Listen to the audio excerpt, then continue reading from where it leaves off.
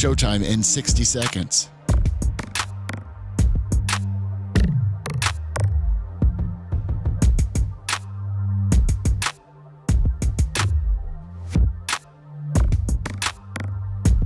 "45 seconds.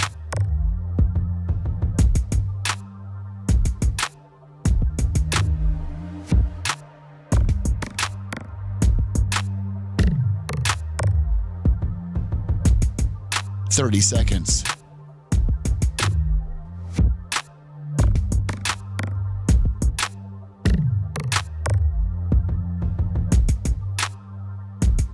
The show will start in 15 seconds, and this is your last audible warning.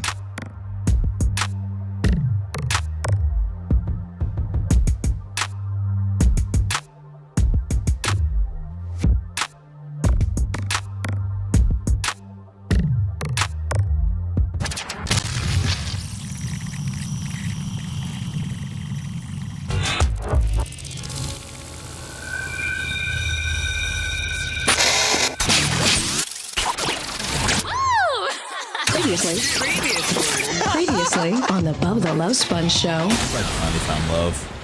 I did. I found a really good woman. She would never sue you or talk to Fox 13 with her back turned to the camera. Well, you couldn't. Her back couldn't hurt the camera. You couldn't see her.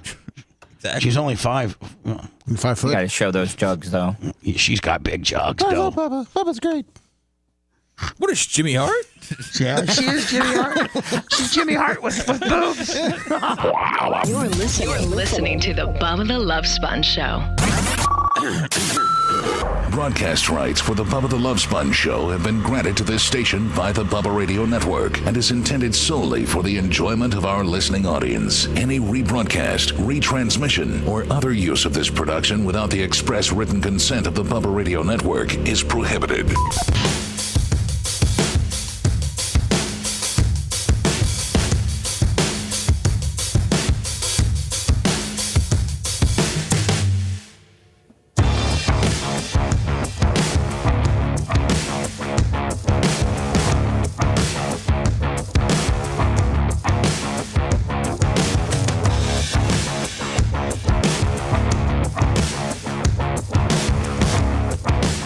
Welcome, the Bubba the Love Sponge Show, Thursday, August 14th, 2025. Brian, if you can read what I sent you at your leisure and just give me your opinion on it, because we kind of went through it fastly. I'd rather have you really deep dive into it and let me know.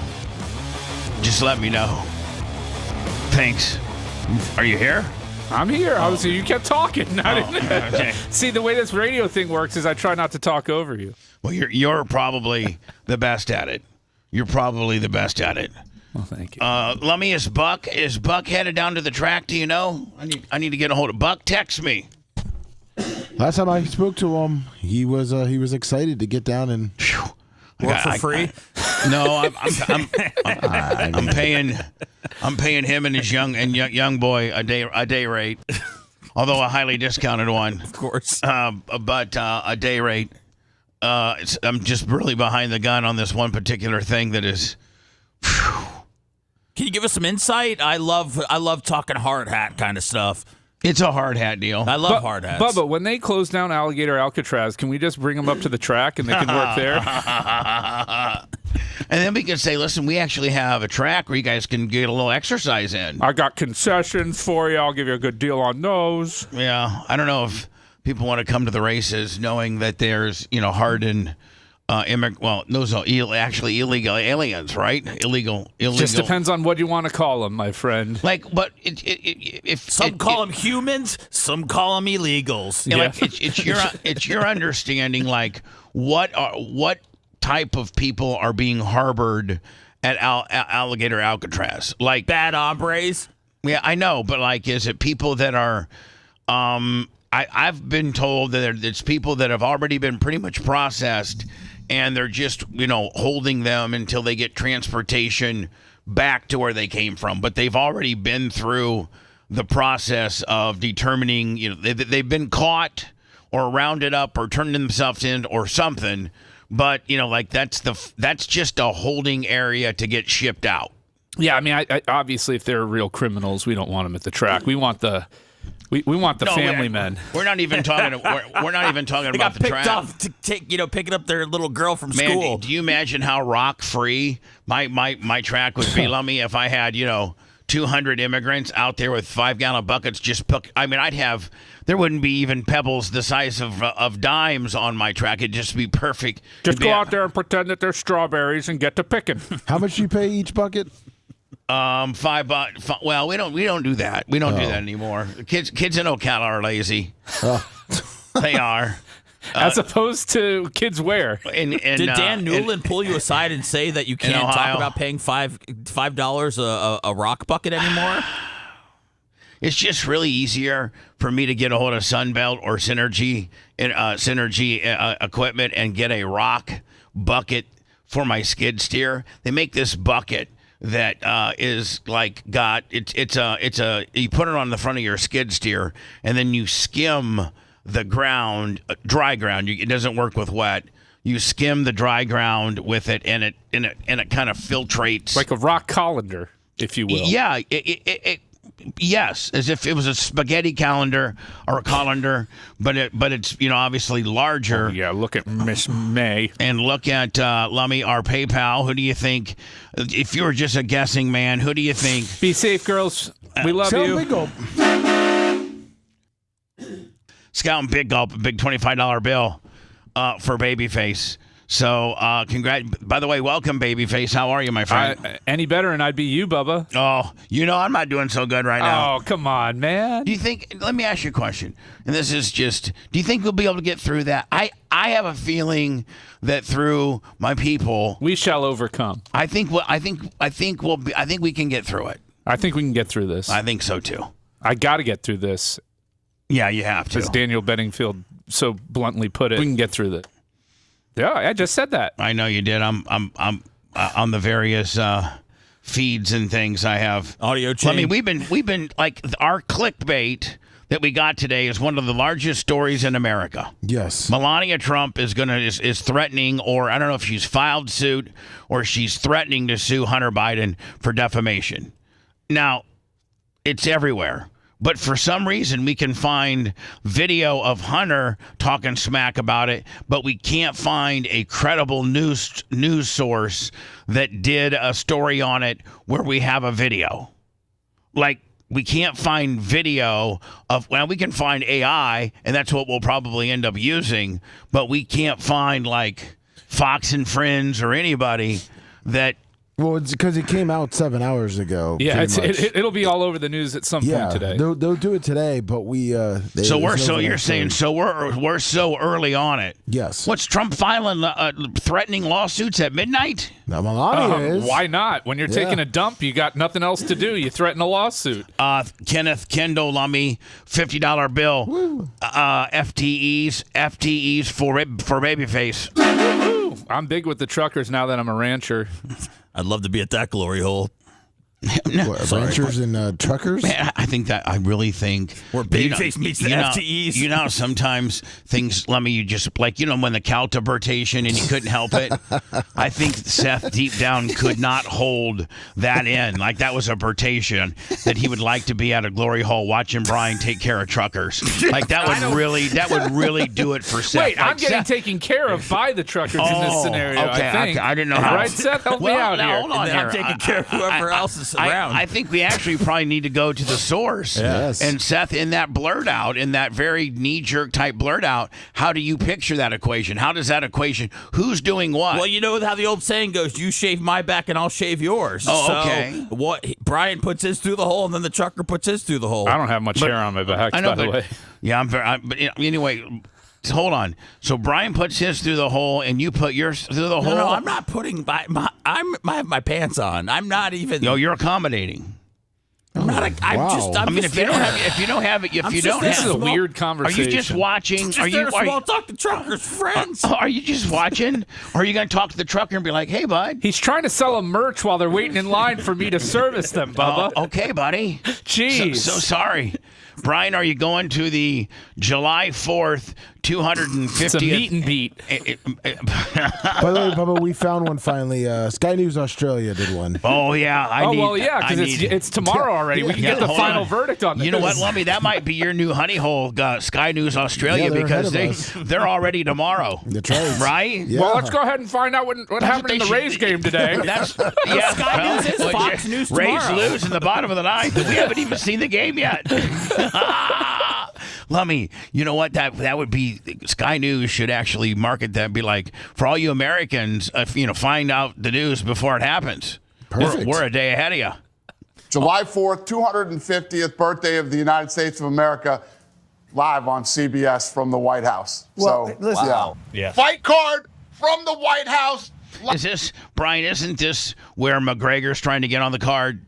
I think this is the part of idiocracy when President Camacho comes out with the machine guns. And next thing you know, we're gonna have. Listen, McGregor's one of our finest Americans. I do believe he should be there on July 4th. What's next, Brian, is a monster truck show on the White House lawn too, right? Remember in Idiocracy they were doing monster truck shows. I mean, this is it. You're right. We are there. We are there. What was a monster truck show in Idiocracy is a UFC event on the White House lawn. Yep. Right? Yep. Live and free on CBS, the network. Come on. You know the shoes in that movie are all Crocs because Mike Judge found them and thought they were the stupidest things ever, and there's no way people would wear them. And no other company wanted their shoes associated with that movie, and so he put Crocs on everybody. That could be like biggest numbers of all time, which I assume is what you're dreaming of here. I talked to him last night, him being the president, and I mean, this has got to be. Would you not say, Brian? They might even start holding guys back, like that were maybe supposed to be on a pay-per-view, like in maybe June or May, and they're a really, really big name. They hold them back for the July 4th card, like they make this an absolute mega card, the best lineup card ever. Yeah, I mean, you have to. The problem is, you don't have a lot of high-ranking American fighters right now. You're going to have a lot of guys from Dagestan fighting on that card. Well, I mean, listen, I'm going to tell you something. The winner gets American citizency, right? I mean, American, the winner, the non-American illegal alien will get his instant green card. Every fight is a loser leaves fight. You will be immediately deported, including back Americans, to your asshole country. Even if you're an American, we're going to send you to a blue state, Conga. I like my MMA fighters who win. Isn't there any retirement guys or guys in retirement that we could pull out of? No, I don't think there's any retirement guys that are relevant. Americans? Yeah. Brock Lesnar. I mean, he's going back to the WWE. I will tell you this. Frank Mir. No, hold on. I will tell you this, though, Brian. Brock Lesnar's so popular and so over that if they could get him out of retirement, but I've been told, that he's not good with the testing aspect of it. He's not good with the testing aspect, but he's also not really that good. What they really should do is make the co-main event a secret matchup that they don't disclose at all. Although I don't know how you do that with sports betting. Never mind. Yeah, true. Now, does UFC or does NFL or NBA, do they get a vig on betting on their games? No, the players do if they're betting on themselves. No. I'm talking about the sanctioning body. No, some of them have them as sponsors. Okay, right. Yeah. FanDuel, right. When I went to Wrigley, Bubba, they had DraftKings is built into Wrigley now, where you walk in and you go bet. I mean, that's so like almost like a horse track betting window. I mean, that's how they're making their money off. Right. I won over $100 off a $3 bet last night on the Rays game. So Brian, nice. So Brian, like if you walk into Wrigley Field and they had like a Sports King they had like a Sports King betting kiosk or like that, one would think that the home team would maybe get a cut because they're processing it and things like that, and they're, right? Would you maybe get a cut? No, I don't think they get a cut of the bet ever. They would just get whatever their contract is with them because it's not like pari-mutual where they get a cut. Or they might be selling them a vendor space, whatever a vendor space would be, and right, something like that, and then maybe if you did become a vendor, then you got a certain amount of signage in the stadium, which you would charge full rate for that too, right? Oh yeah. So and Lummy, you said that like one of the we were all about. I think it was what was it? FanDuel. Yeah. We were all about like doing like when we used to do FanDuel before betting, and it was just straight fantasy. Remember, we used to get like do the leagues. We would do the Bubba League, the Bubba Army League, and we would fill up 1,000 slots, just like that, and sometimes open up another like 500 slots, and we would get like $1 or something like that per slot. It was actually pretty good for us, and so Lummy, had a contact with FanDuel and called him a year ago and said, "Hey, listen, Bubba wants to get into the." Bubba Army Leagues again with FanDuel only football. And they basically told Lummy, we just keep that fantasy aspect going just because that's what we started and that's how the company started. But all of our, that just runs itself and it does well and it profits. But man, all we really care about is the betting. Since we're into betting now, the fantasy deals is a lemonade stand compared, to a full blown skyscraper. So they don't even have radio personalities or streamers or influencers trying to, fill up leagues. Because back in the day, Mancow would have a league, I'd have a league, various radio personalities and content. Don Imus would have a league, right? Adam Carolla. But I don't think they even do that anymore, do they?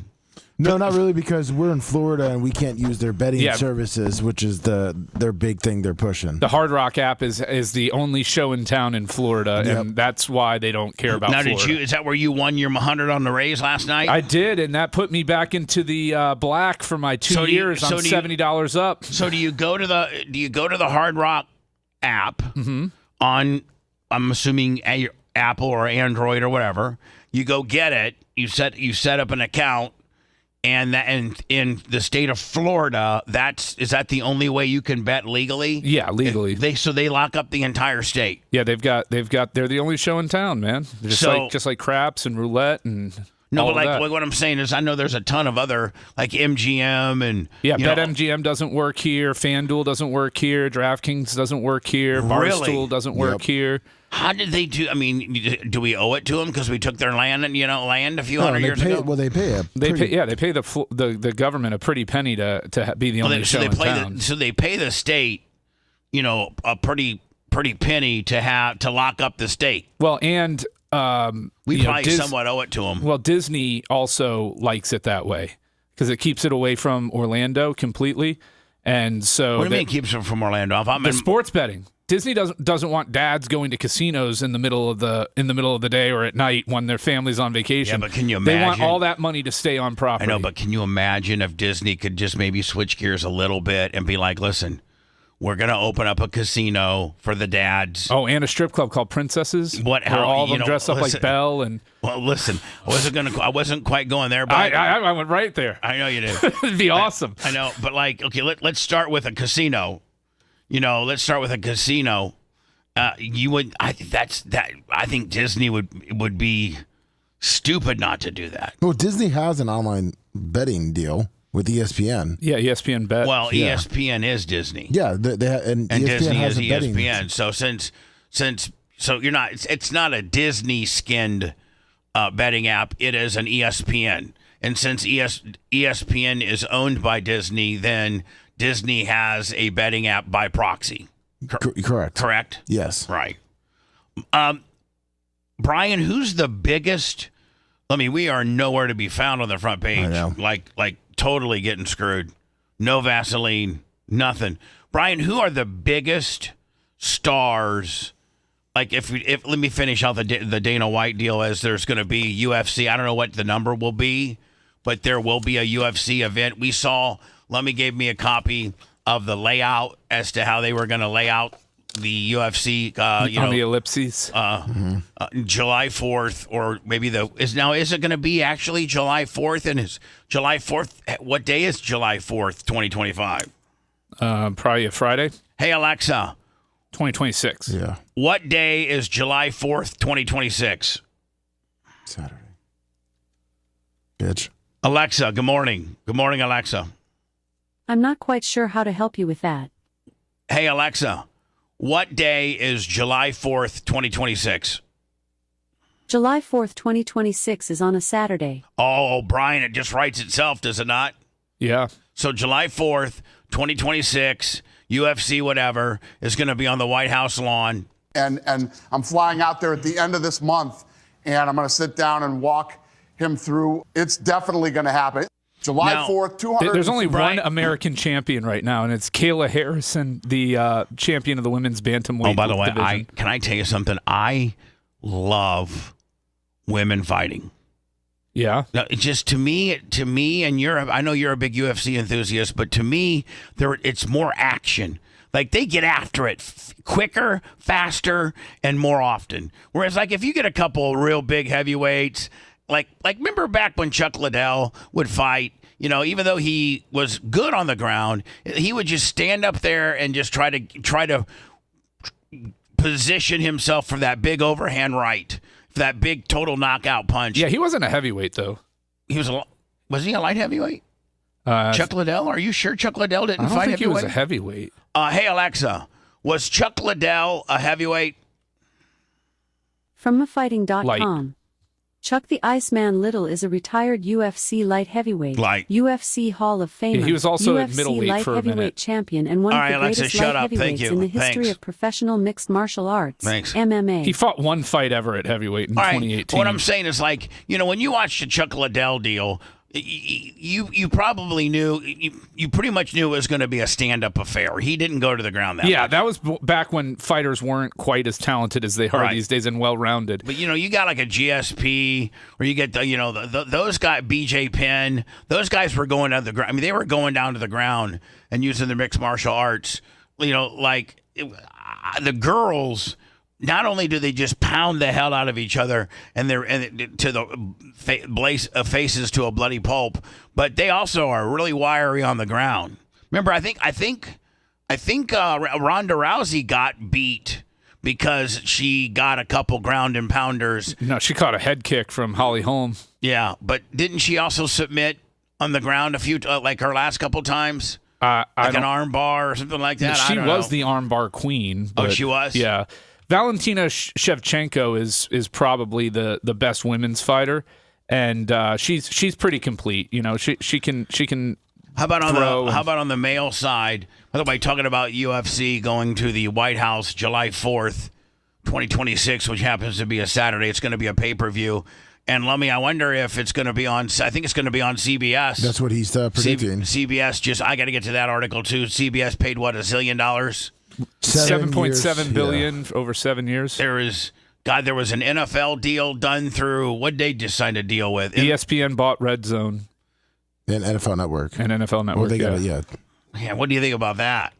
I mean, I understand why they're all there. So the entire premise for streaming right now is to find properties that people will pay to have the streaming service just for that property. So ESPN now gets to take the Red Zone and make it a standalone product that they can sell or as part of the ESPN Plus package, which will lock in millions of people into subscriptions, which is the entire model now. Do you know how many NFL enthusiasts I know a lot that just watch the Red Zone? Yeah. I have it on every Sunday. That's start to finish. Yeah. Because, it's like the best of each game. You don't have to sit through the teams going from the 20 to the 20. Like, you don't have to see all that nonsense that happens at the 40, Lummy, that happens at the 50, that happens at the 40 and the 35. I think they don't start picking it up until they're inside the 20. But now Paramount Plus, look at it with the UFC deal. Let's say the UFC averaged 300,000 buys on a pay-per-view, right?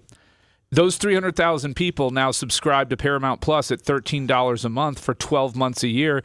They're getting them for $360 over the course of a year, which most people weren't buying 4 or 5 pay-per-views a year, which would be the equivalent cost. So now if you're Paramount Plus with this model, you're hoping that they'll sign up and they'll keep their subscription the entire year, and you'll make $300 or so per subscriber. Rumor has it though that they're going to put commercials in the red zone. But I don't. There is no commercials in the red zone currently. Yeah, we'll see what they do with it. I don't think. I mean, as long as they're like, they can't touch it. They won't. Or they'll just do like a split screen type commercial. It's much like that now that they're acquiring, inside the NBA or whatever with Charles Barkley and Ernie Johnson. All they can't touch the show. They need to leave it how it was, and that's how it works. Like you can't take Scott Hansen off Red Zone. Yep. You can't start putting commercials. You can let whomever you want be the title sponsor, but that defeats the whole purpose of it. Yeah. So you're saying, Seth, you can have a title sponsor, Red Zone presented by such and such, but don't go into minute or two stop sets so that Chevrolet's showing you their new truck. Dude, the saying is 7 hours of commercial-free football. Like that's what it's built upon. Yep. Yeah, that's one of their main slogans, right? Yeah, that's why Scott Hansen gets paid the big bucks. What do you think Scott Hansen makes? Not Probably enough. $1 million a year would be my guess. I know that when Dion worked for the NFL Network and he was just a studio analyst, like $200,000 per year. That's all he makes. Yep. Yeah. I know Dion made $1.5 million. Seth, I was talking to you about that conversion van that I'm working a deal with Dion. You're getting a private jet ride because of it. Well, here's the thing. It may get better.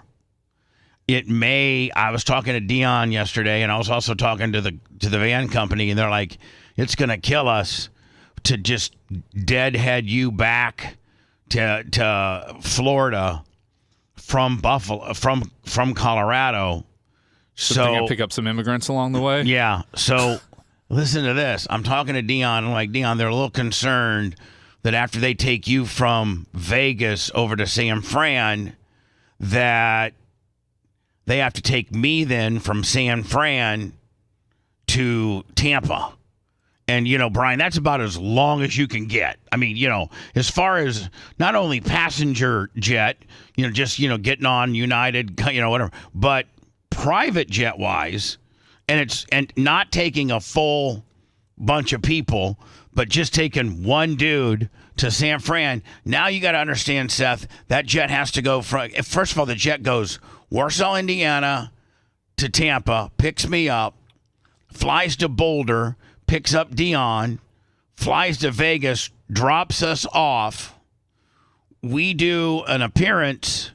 Dion does an appearance, a 2-hour appearance at this Van Conversions VIP dealers only cocktail hour.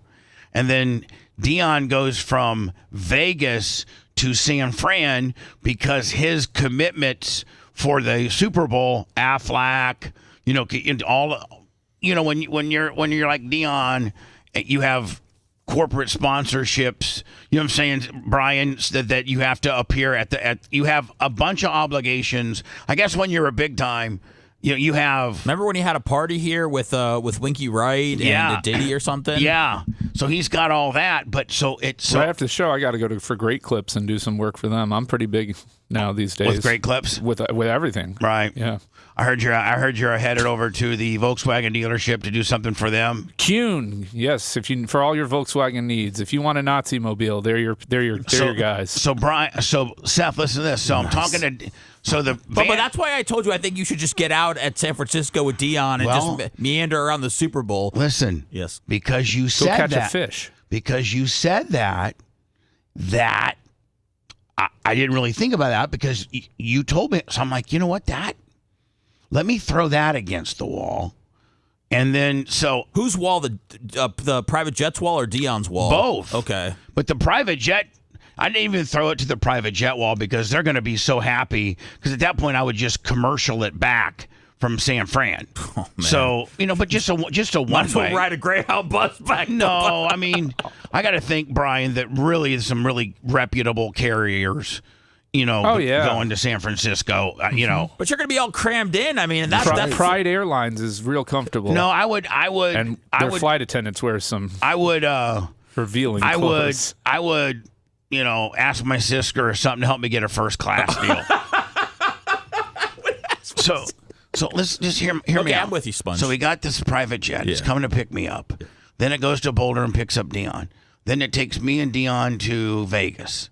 We don't even spend the night. We just do I'm his handler, do the 2-hour appearance. Then the jet takes Dion.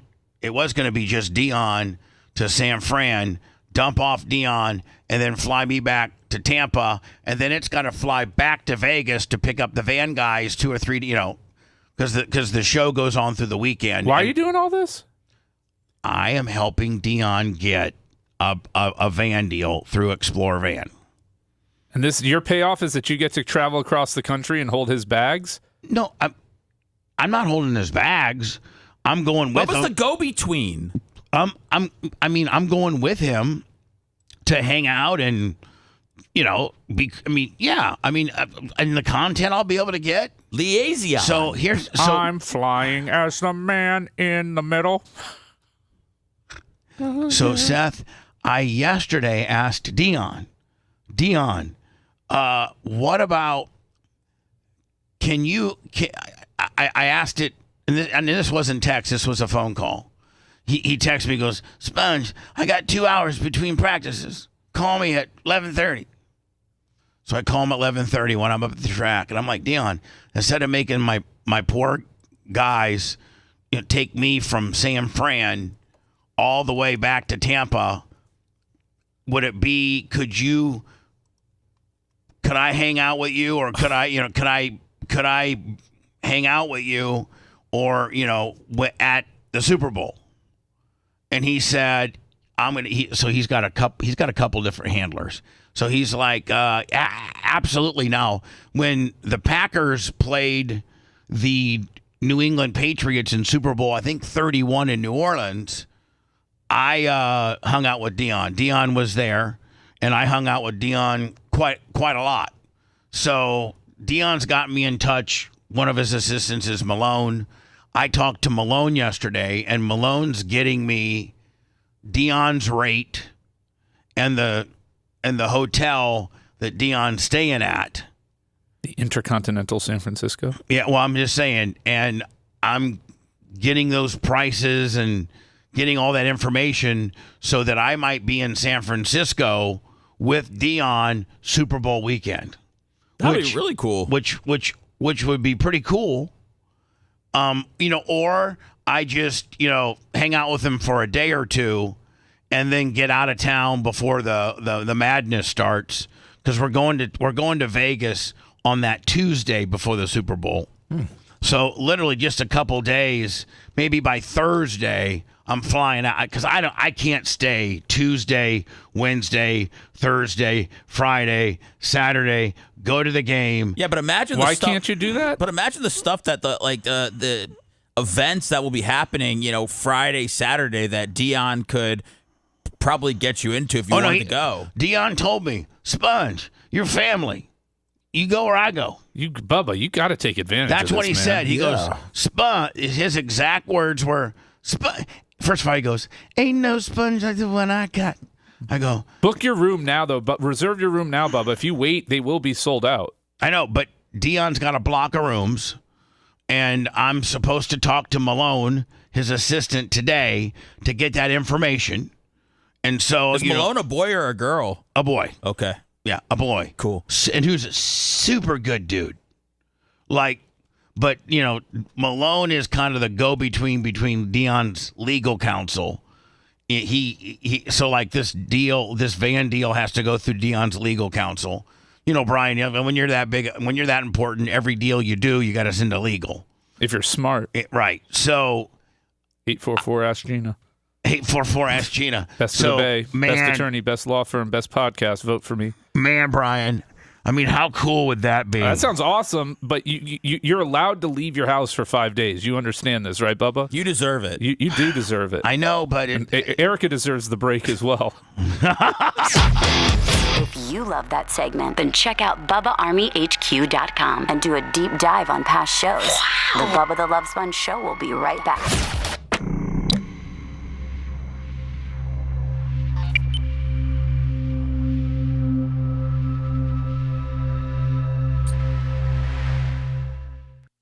Super Bowl. I'm just going to fly to a trade show and then I'm going to red-eye it back home. I mean, what a fucking waste of a trip that would be.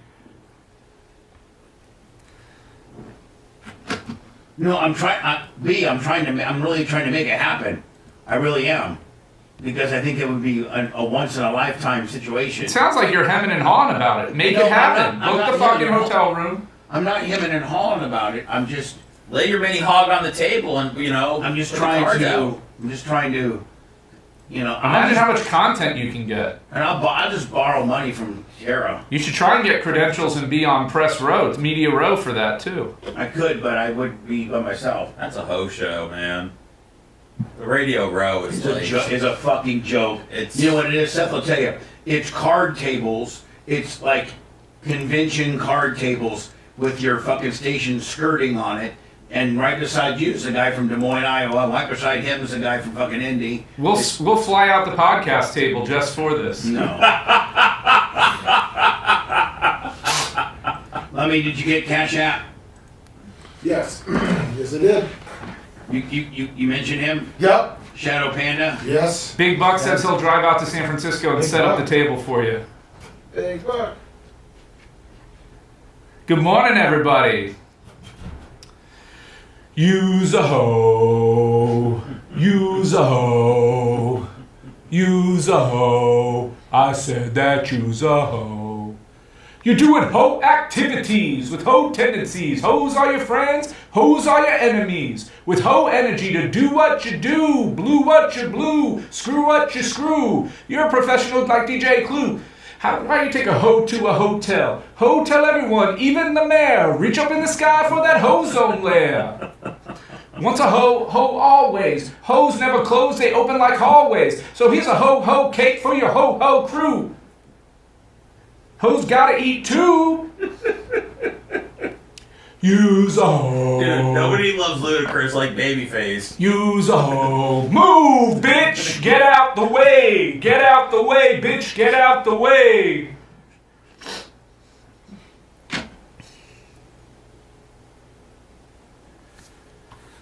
Luda's probably, for me, top 10 all time. He's the most fun rapper. Definitely very underrated. Yeah. Definitely. I find him Big Sean and Fabulous, I find to be very underrated. Busta rhymes. Well, yeah, he's up there. If you're into that. I mean, there was a time when Ludacris just hit after hit after hit after hit after hit. Grouper Lips. 25. Grouper Lips. Luda just gets knocked because he was never a street life guy. Yeah, but so what, man? No, I know. He lived that pop rap life. That's even better. You don't have to catch bullets, you catch bands. You sure will, Tony. He's doing the Fast and Furious life, dude. He's doing great. Yeah, it's good times, man. Clean living. Who was the one? Was it Ja Rule that got caught up in the Fyre Fest stuff, or who was the rapper? I think Ja Rule. Yeah. Who was? Who got caught up in the Haiti stuff? What was that guy's name? The what stuff? Wyclef Jean, right? Haiti. Oh, Haiti was, yeah, Wyclef Jean.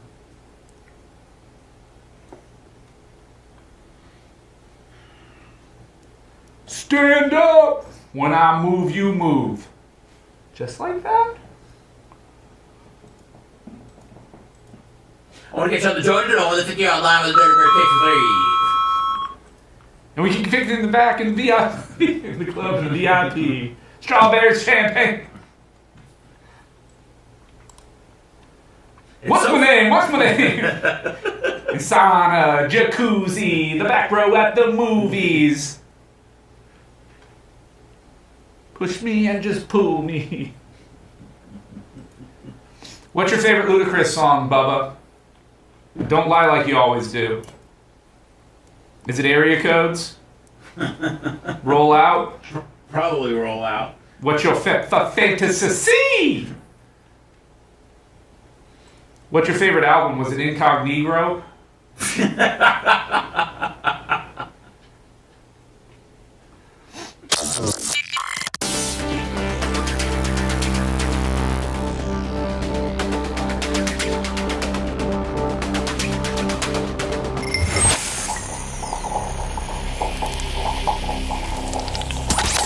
broadcasting live from the Aquabito studios. Aquabito.com/Bubba. It's the Bubba the Love Sponge Show. I've had this story for a while. I just want to burn it and get rid of it. But I know that I would be, I don't know, I'm just irritable. But to me, it looks like it instantaneously would be a pain in the ass. And that is the La Quinta Inn Hotel in Miami is under massive fire as they hired employees located in India to check guests in instead of having Americans at the front desk. So you go to the La Quinta Inn in Miami, and this is how you check in, through a kiosk that has a person from a gentleman from India that virtually checks you in. I can see they have their little hand gel deal there. So I guess you hand gel it up because you don't want to be What's the problem? Is it the virtual check-in, or is it the man from India? It's the virtual. It has nothing to do with the man from India. At all. Today's an IBS day, an irritable bowel syndrome that we're all going to suffer from. Okay. You need 1 room key or 2 room keys? 2, just in case I lose one. Yes, I'll just take this for you. Just help me with your signature, what it says guest signature. Let me just process it. I'd be like, huh? Please wait while we process your registration form. Please note that we have a strict policy of no smoking, no pets, and no visitors allowed in any of our guest rooms. Signature must match the one on your ID. Using your finger, please sign where it says guest signature when you see the form. Now, does it spit out? Do you think it spits out 2 rooms cards? Yeah, it does. Yeah, it's a computer, dude. On the screen. All right, sir. I will just process your room receipt, which contains all the property. I mean, Handyman Superhero $25. Why does this make you angry? Because you're outsourcing a good American job? Yeah. It's because this ain't my grandpappy's La Quinta Inn. That's why. Here's the thing. Actually, to be honest with you, I may have knee-jerked. Did you get the Nielsen, the Thomas Nielsen? Yeah, that's the handyman guy. Oh, okay, cool. I mean, when I checked into Vegas, when I just went to Vegas, I wouldn't be mad. They don't even have virtual. It's just an automated kiosk, and they have one lady that's like in charge of if you have a problem on 10 of them, and then if you really have a problem, they still have a desk with a couple employees at it. But that's what we're moving to. Instead of having 8 employees checking y'all in, they're down to like 3 or 4. They got 8 kiosks, and then 2 or 3 that are overseeing in case you're having a technical difficulty. You can just always go from the kiosk over to the counter, but the counter's got 2 chicks that's just there to handle people or dudes, Well, yeah, personnel. Yeah. So Vegas is doing this now too. Well, not where they're in India. They'll have just like the MGM has through their app you can self check in at some hotels and never even have to stop at the front. It'll tell you your room is ready. You use your phone as your key, and you just go up, tap, you're good. You may never even have to go to stop at the desk at all. Oh, that's cool. Bronco, yeah. That is that. Who? Let me on the Rumble J-Law Rant. Bronco. Did we ever get any front page, Willie? Oh yeah, I think we're on. I think we're front page right now. Oh, I love Rumble now. It's the best. Now, lube me up. From one technology to another, Walmart has officially began piloting drone deliveries in Bentonville, Arkansas. Of course, Walmart is based out of Bentonville, Arkansas, so they're going to do their home market first. Hasn't Amazon? Wasn't Amazon initially kind of hot on this, and then it's kind of died down? You've not heard a lot about it. They've all dabbled in it. Yeah, they've all dabbled in it. Yeah. Who's doing it, Lummy? Chick-fil-A was doing it for a while, but they're not doing it anymore. Yeah, not really. Here's what here's what Walmart is doing. There he is. Holy cow! Salt and pepper pistachios on the way. That landed softly. I hope that maybe the drone knows, Brian, what they're carrying, and since it's just nuts, they can do a flyby, no big deal. But if that was like, something that was breakable, that's broken. They're not going to be lowering these things into people's yards and risk drone theft. I mean, it's not going to happen. Risking some kid with a butterfly net catching it, right? Yeah. Cal, Salt and pepper pistachios on the way. I don't see this happening for them. I don't see this becoming a thing. No, like if that is how it works, I don't think that's going to work. Let's see here. Box visually damaged. I mean, you can see that it's visually damaged. There you go. There you go. I'm gonna let them open it up. Walmart package. It's the simple Holy things in cow. Arkansas that make people smile. What's that? It's the simple things in Arkansas that make people smile. Right. Get a picture of Denise or video of Denise opening this paper. Or maybe, Brian, they only have available what you can buy instead of. Yeah, like certain items they can't. Right. Like they're not going to deliver a dozen eggs like that. Right. But like, some toilet paper or something that can't get hurt from this drop right here. Well, I mean, that is a hard ass that drop. parachute is like nothing. They might as well have nothing on that thing. You're right. I mean, they're just dropping a box from that height. Realistically, if they just worked on their parachute technology. Holy cow.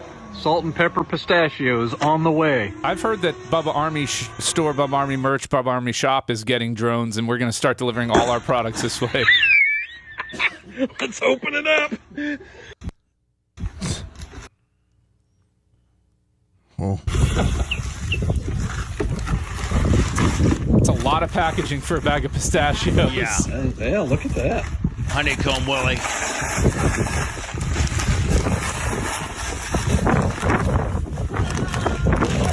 Oh, those are there they are.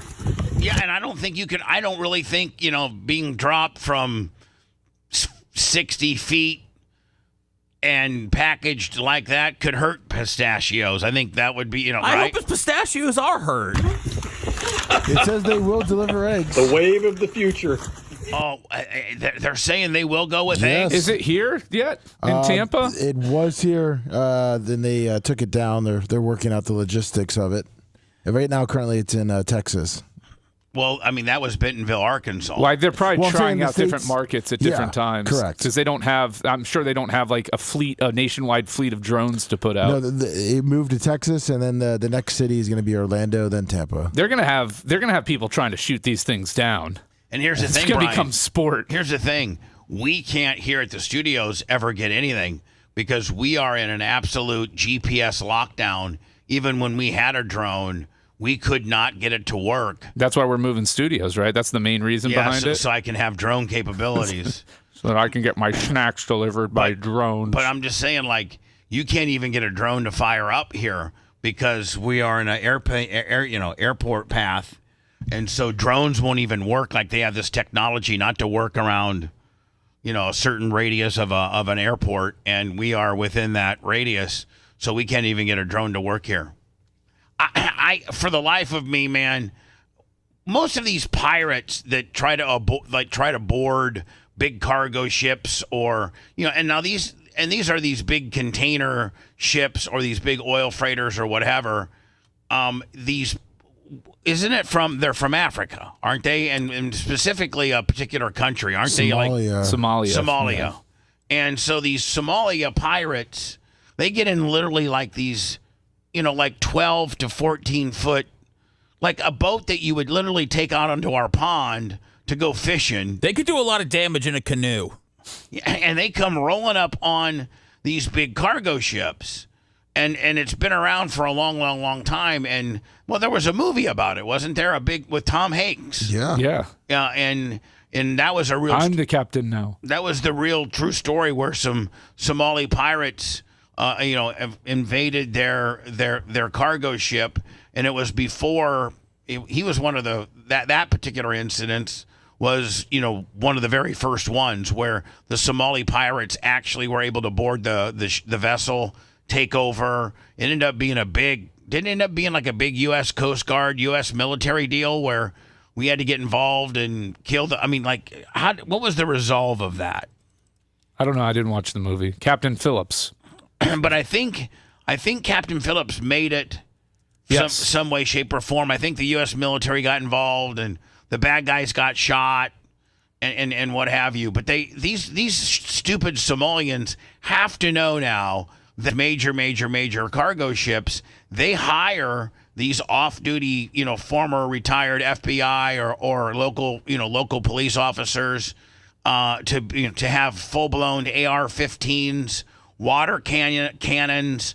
They a lot of times they'll wrap all of their railing and ladder work to get up to the ship with barbed wire.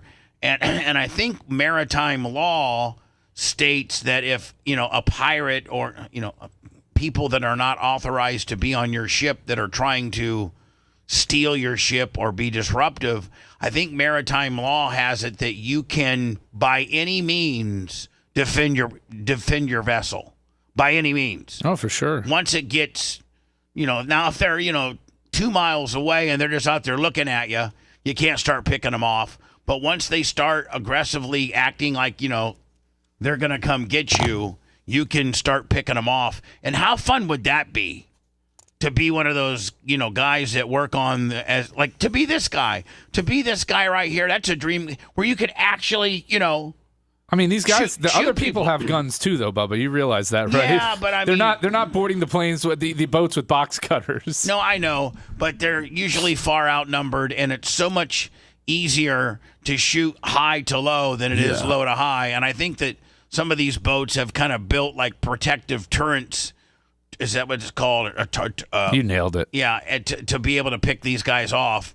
And so, how stupid do you gotta be to take a 14-foot John boat that you'd take out to your local lake to go bass fishing against 300, a boat or a cargo ship that's larger than a football field with, probably 15 or 20 armed guards. You're sneaking up on them and hoping to catch them off guard. Yeah. Check, looks like a man.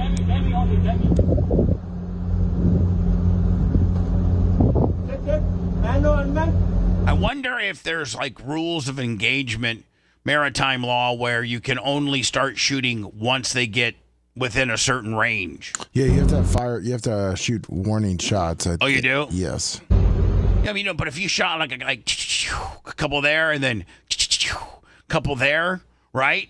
Like, you didn't even shoot them just because you didn't want the bullets to carry and they're coming on, but you to the side. That's what they do. You put 4 or 5. Is that what they do? Yeah. Okay. This looks kind of. I was always going to think about what I was going to do when I retire.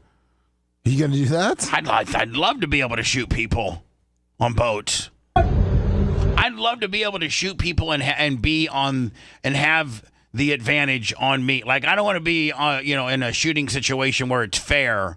I want to be in a shooting situation where I'm on a big ass boat. You're 2 football fields away, and the rules are I got to lay down some warnings. But if you come in, then you're fair game. And I got a full blown AR-15 or 308, something really really cool. Yes, give him one pump. Go on, let him out.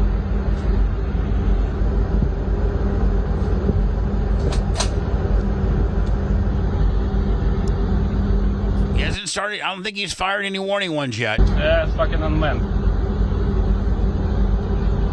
Yeah, they're coming at him. Are they? Okay. I think the guy. They're locking and loading. I think Brian, the guy just chambered. Did he not? Yep. I think he just chambered. I had a police officer friend tell me one time, a lot of times they'd arrest illegals and they'd be like, no habla inglés, no. But no matter what nationality you are, no matter what ethnicity you are, no matter what language you speak, the universal sound of chambering around in a shotgun, everybody can understand that. When you chamber around, regardless of the language you speak, when you hear a round chambered into a gun, that's a universal language that everybody. So the proper name for those guards are sommeliers. No, on the boats. Are you being for real? No, it's a wine expert. All right, now at this point, man, they've been out there Philly messing around a little bit. I think now they're coming. It looks to me, do you think that the captain has to give the order? Because, man, you don't understand how powerful these captains on planes and boats are. Like I believe they run the show. I believe the captain has to say A captain on a plane could literally walk up to a passenger and say, blast him in the head with a 45. The flight attendants feel uncomfortable about what you're wearing because you're wearing this little tank top with your boobies hanging out and this little, camel toe cutter. And I'm asking you to leave the plane. And like you could have done nothing wrong, and the captain, the minute you go from the gangway, step over that threshold onto that plane, you are the captain's bitch. He is God. And I think it's the same way on boats. The captain is God. Bubba would be sitting there. Captain goes, "Fire at will." And Bubba was like, "Which one's Will?" Can't read their name tags from here. Oh yeah, they're close enough. There's the warning shot. Now, see, after 3 or 4 and they haven't, done a 180, Brian, I think it's game on. I think you can smoke them if you got them. It doesn't look like anything warning about those shots. Yeah, those. Lummy, can you see the water where the bullets are hitting? Look. Oh, I wasn't expecting that. And the warning shots, technically, Brian, are the ones that aren't hitting the boat. Any shot that doesn't hit him's a warning shot. That's what they say.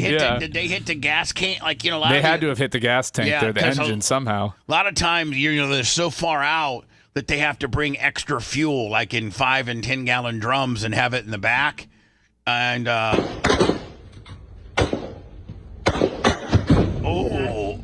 did he say gotcha? Did he say gotcha? I think so.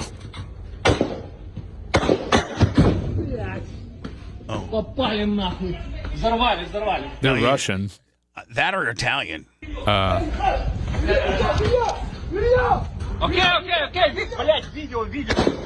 They're shooting more just in case. Do you circle back around, or you just? I think the ship just keeps going straight. Yeah. Yeah, I'm not going to rescue them. Yeah. No rescue, exactly. just assess the situation. No, they're dead. Assess what? You just blew them up in the middle of the ocean. Even if they're not dead now, they will be very shortly. They have no way to survive. I don't know if there's armless Somalis out there that are waiting to be rescued. Does the captain get on? Does he get on the radio too and be like, ship 9494682, we just blew up what looks to be like maybe 5 or 6 Somalis that were coming in on us. Our GPS position right now is, whatever the hell we are. That's where you're going to potentially find the remains. But I don't think there's a lot of remains because my sniper boys hit their gas tank, and the thing is completely you know what? I don't even think I would really bother coming out here. There's not a lot left. I think they're, at this point, considered chum. I think they're chum at this point. I sent you another video. Does he have to? I mean, Brian, is he obligated to probably contact somebody? I have no idea. Well, normally the captains call while they see a boat coming in. The one. Now, I think, is that the victory horn? I think that might be the victory horn. Listen.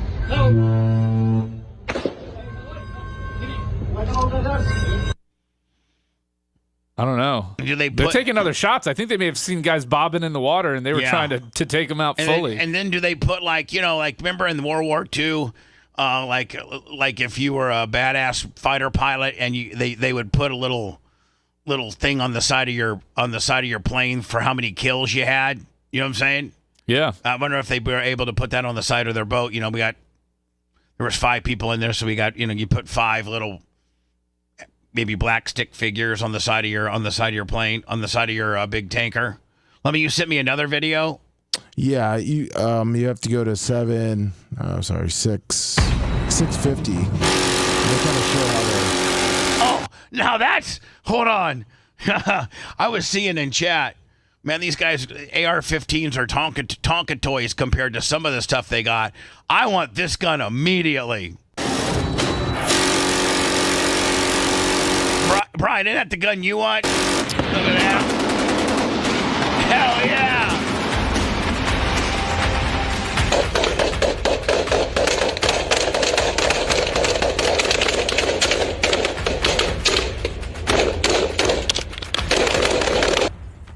one might assume that the greatest dangers at sea are... So 6 what, Lemmy? Like 650. Like you just, no, that most watched part there, right? Right here? No? Well, I mean, 650 is where they show them battling. The innocent civilians will either be caught in cross... Now, if you're these dudes right here, hold on. Down vessels that have been pirated, there is a very great risk. This is military, though. Hold on. But if you're these dudes, you're the pirates, you're in some crappy-ass boat, doesn't even have any seats in it, and what is your end goal? You're going to get on this boat and do what? Take it over and steal the cargo. The yeah, booty. You hold them for ransom. They said they got over $400 million, I think, the last, 10 years. The pirates? Yes. I would just be targeting, like luxury yachts, billionaire yachts out there. Yes. Go in there and grab the Louis and the Rolexes. And, well, Brian, that's why this video is showing how these are like private. They're not the army; it's like private hired guns really? to follow yachts or big. It's a peaceful journey into a scene of absolute chaos. Yeah, Brian. Let's say that you're like Johnny Zillionaire. You're just on your big yacht. Your captain's just floating around. I mean, that's easy picking right there. You got a big, big, Warren Buffett. I don't think Warren Buffett has a yacht, but a big, Mark Zuckerberg yacht. And you're, first of all, I would have in no way, shape, or form would I ever be having my yacht go anywhere near Africa. There's nowhere I need to go that requires me to have to drive by Africa. Well, if you're going to France, you got to get pretty close. Well, I ain't going. And if I am going, I'm going to have, if you have that kind of money, I don't have to hire a whole team. I just get me a couple. You get, if you had 4 of those, and I said, Lummy, if we get invaded, if you're going to be on my boat and be on my big ass yacht, eat all my food, and then you gotta, if we get attacked, you gotta get on that gun right there, okay? Yeah, well, really blow the hell out of them. And if you are a pussy and you can't do it, then you can't be on my trip. This video, the video that at the 650 mark or whatever, they show they're protecting the shipping line, so they send out different boats and they go to the pirates and attack the pirates. So they don't even go they don't even wait for the pirates to come to the boat. They're just pirate hunting? Yes. Oh, that would be even more funner. Funner. Seth, could you, if it was just aiming and hitting a button, could you mow down a bunch of Somalians that were getting ready to, if I had a big ass yacht and I'm like, Seth, we're going to the Cannes Film Festival over in France on my 300-foot Bubba Clem yacht. But listen, I got a really badass gun that shoots however many, like that tank rounds. And so if we get invaded, and I'd spend some time with you and do some target practice, you know what I'm saying? But I'm like, hey, everything's free, everything's free. But if we're getting attacked, can you at least man this gun for me? Yes, I would love to do that. I might have to kill somebody. Well, I mean, it kind of goes in line with my new line of, what I want to do with my life. Like yesterday, I applied for ICE, like ICE.gov. They're hiring now, and so for the benefits. Yeah, for everything. I mean, really, just to throw people in the back of vans. But also, this kind of goes in line with that too. As far as, blowing people's heads off, that aren't doing the right thing. Being a little more manly and a little bit more, more firearm friendly, more, gun toting kind of guy. Yeah. Complete 180 from, now you're not a gun toting guy at all. I'm not a protector of yachts, not right now, no. An invisible blow that turns a peaceful journey into a scene of absolute chaos. I'd love to be a pirate hunter. 2 small unidentified vessels have been picked up by the radar. The captain dispatches the flight crew and the Marines to investigate. A long-range radar detects unusual... What's that, Lemmy? That's what you'd want to do? Go investigate the pirates? No, I want to shoot. I don't want to be an investigator. I want to be the guy that... Those investigators have guns, Bubba. They're ready for fight. And the pirates, when you come and investigate, they're going to shoot at you. Oh, okay. So you can just shoot them. Or right. you can just tell people to shoot at you. I saw a helicopter there. I might want to be on a helicopter with a gun. Insignificant at first, begins to separate into several echoes. The crew mobilizes quickly. The internal alarms go off and the sailors rush to their positions. Captain Martin Simpson watches the radar closely while the weapons officer confirms that all systems are ready. Detecting whether it's a mothership or a sloop is key to defining the actions. I'm assuming a sloop is the bad guys and a mothership is a cargo deal. Look at those. Let me look at those filthy sloops right here. Detecting whether it's a mothership or a sloop is key to defining. Filthy sloop. Die, sloop, die. Defining the actions. Those are for like too sweet. $20. Nice shirt. Picks up a faint echo on the radar, and immediately the Marines man the boarding crew. Oh man, they're sending in the big stuff. Look.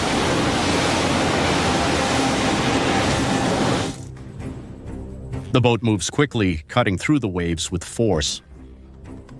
The surveillance systems scan a small boat with weaponry inside. Look at these. What are these? Little skiffs. What are these? 1, 2, 3, 4. What are these 5 bozos going to go do against a major military? Well, they weren't going after the military, Bubba. That wasn't their target. They're getting intercepted. They're looking for softer targets. The vehicle is identified as dangerous.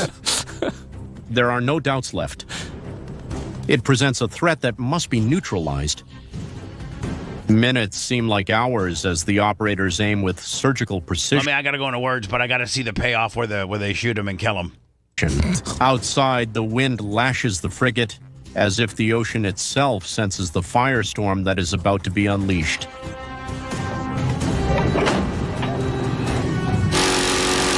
Yeah, Seth, that's the kind of gun I'm going to give you.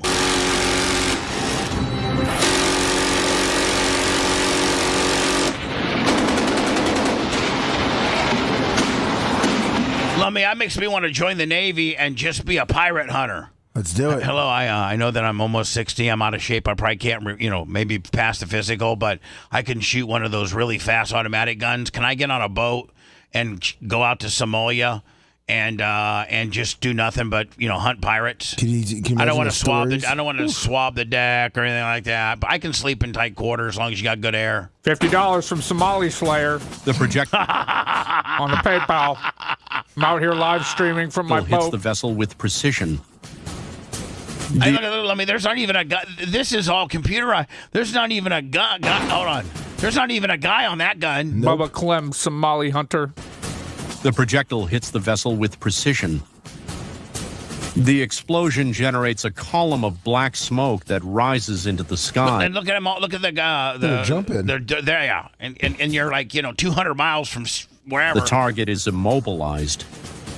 From turds the bridge are in the of toilet. the frigate, the captain turds are in the toilet. I repeat. And here's the deal: like if they jump overboard, they're still alive. Do you have the obligation of picking them up? No, you pick them off. Yeah, you take them out. They're still a threat. I think you're right, Brian. I think you kill them dead. Neutralize the threat. Orders a new shot, this time aimed at the center of the vessel. The impact is devastating. The sloop begins to slowly sink, consumed by the flames.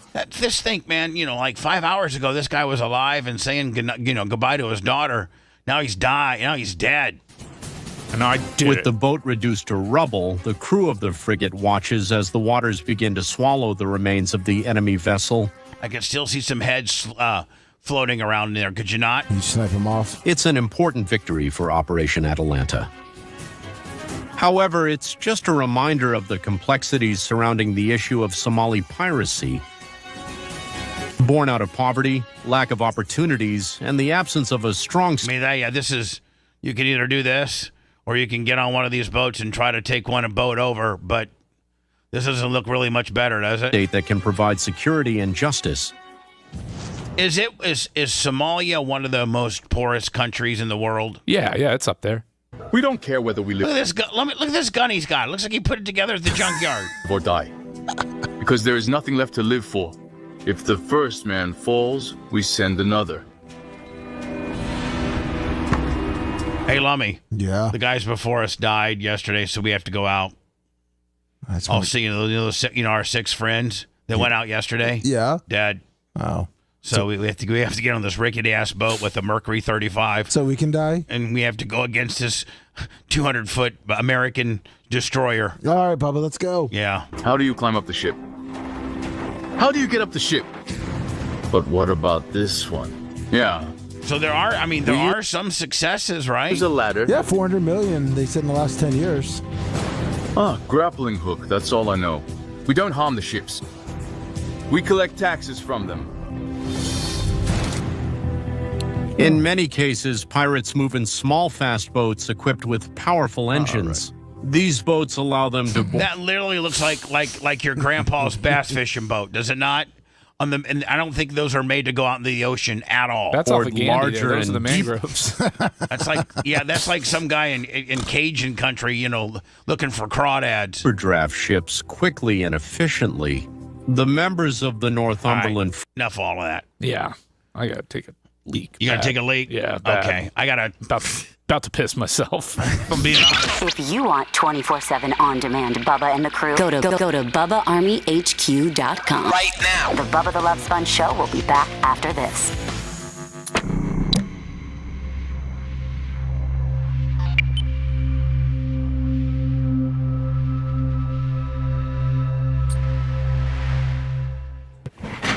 I should actually just buy... Macho and I try to have at least a bag or two a week here. Here. Let me look. I'm gonna bring the bag to you. No, just okay. Just a little sprinkling. All right. Not yesterday was a little. Was it yesterday? No, yesterday was a little too much. So just maybe 2 layers. Okay.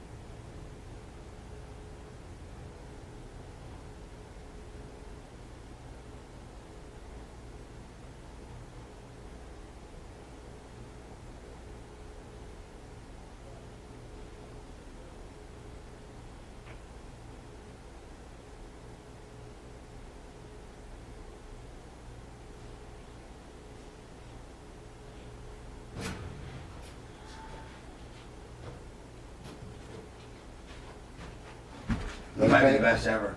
That is absolutely the perfect amount. Perfect. Remember that. Go show me what we got, because I'm going to order them. Yeah, we just pick up usually whatever's on sale, but we use the Snyder's. Snyder sticks. Yeah. All right. I'm going to order some on Amazon. Oh, okay. Sweet. Will they come on Amazon? Yeah. Macho and I usually pick up at Publix, but... Dude, that guy's still pissing? Yeah. Holy hell. He fucking started getting squirmy over here. Jesus. Of course, Blue Boy has a little baby bladder. Mm-hmm. Little pussy bladder. Little puss bladder. He hadn't pissed in a while. He had to put a halt to that pirate segment because he had to piss. We were just getting cooking.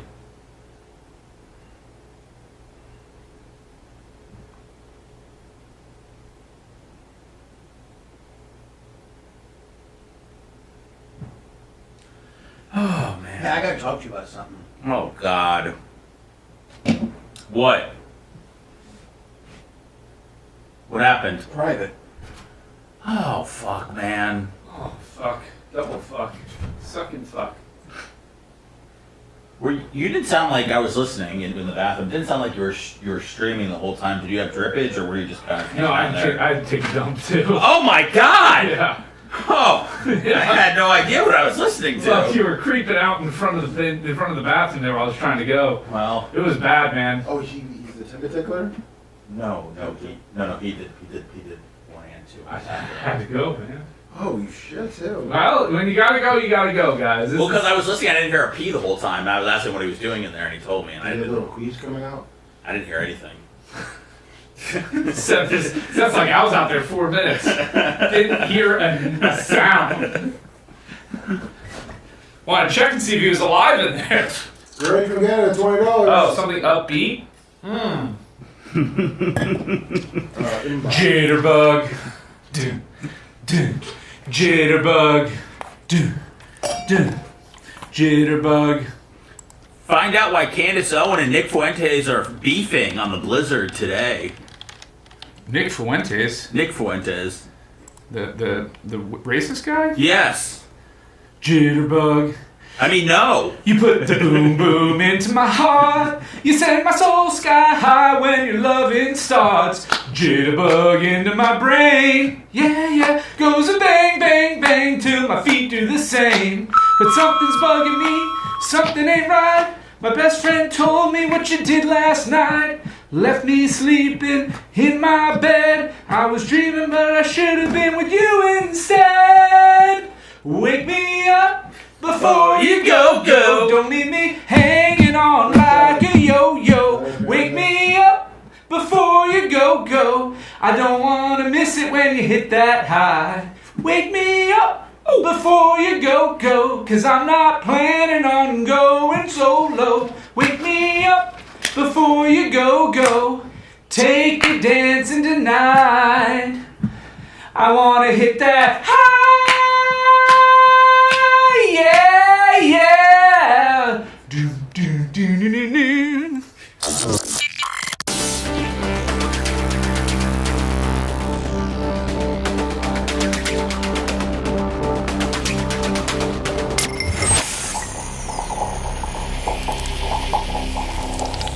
Broadcasting live from the Aquabito Studios. Aquabito.com/Bubba. It's the Bubba the Love Sponge Show.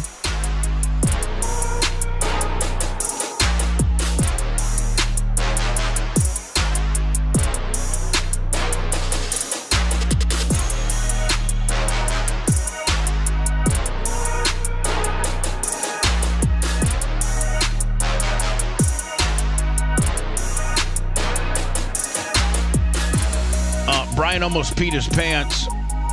And pooped them. And you pooped too. Yeah, I had to go. It now smells like peaches and feces in that bathroom.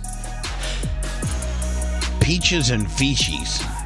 Not feces. No, feces? Why was it a peach Febreze spray? Yeah, it was a peach Febreze spray in there. I don't like the food-based sprays. I think it's kind of gross. Lummy, I got to tell you, man, thank you for the pretzels. Oh, of course, no problem. Yeah, me and Macho just have a little stash. You're so non-judgmental about. So Taylor Swift did the now.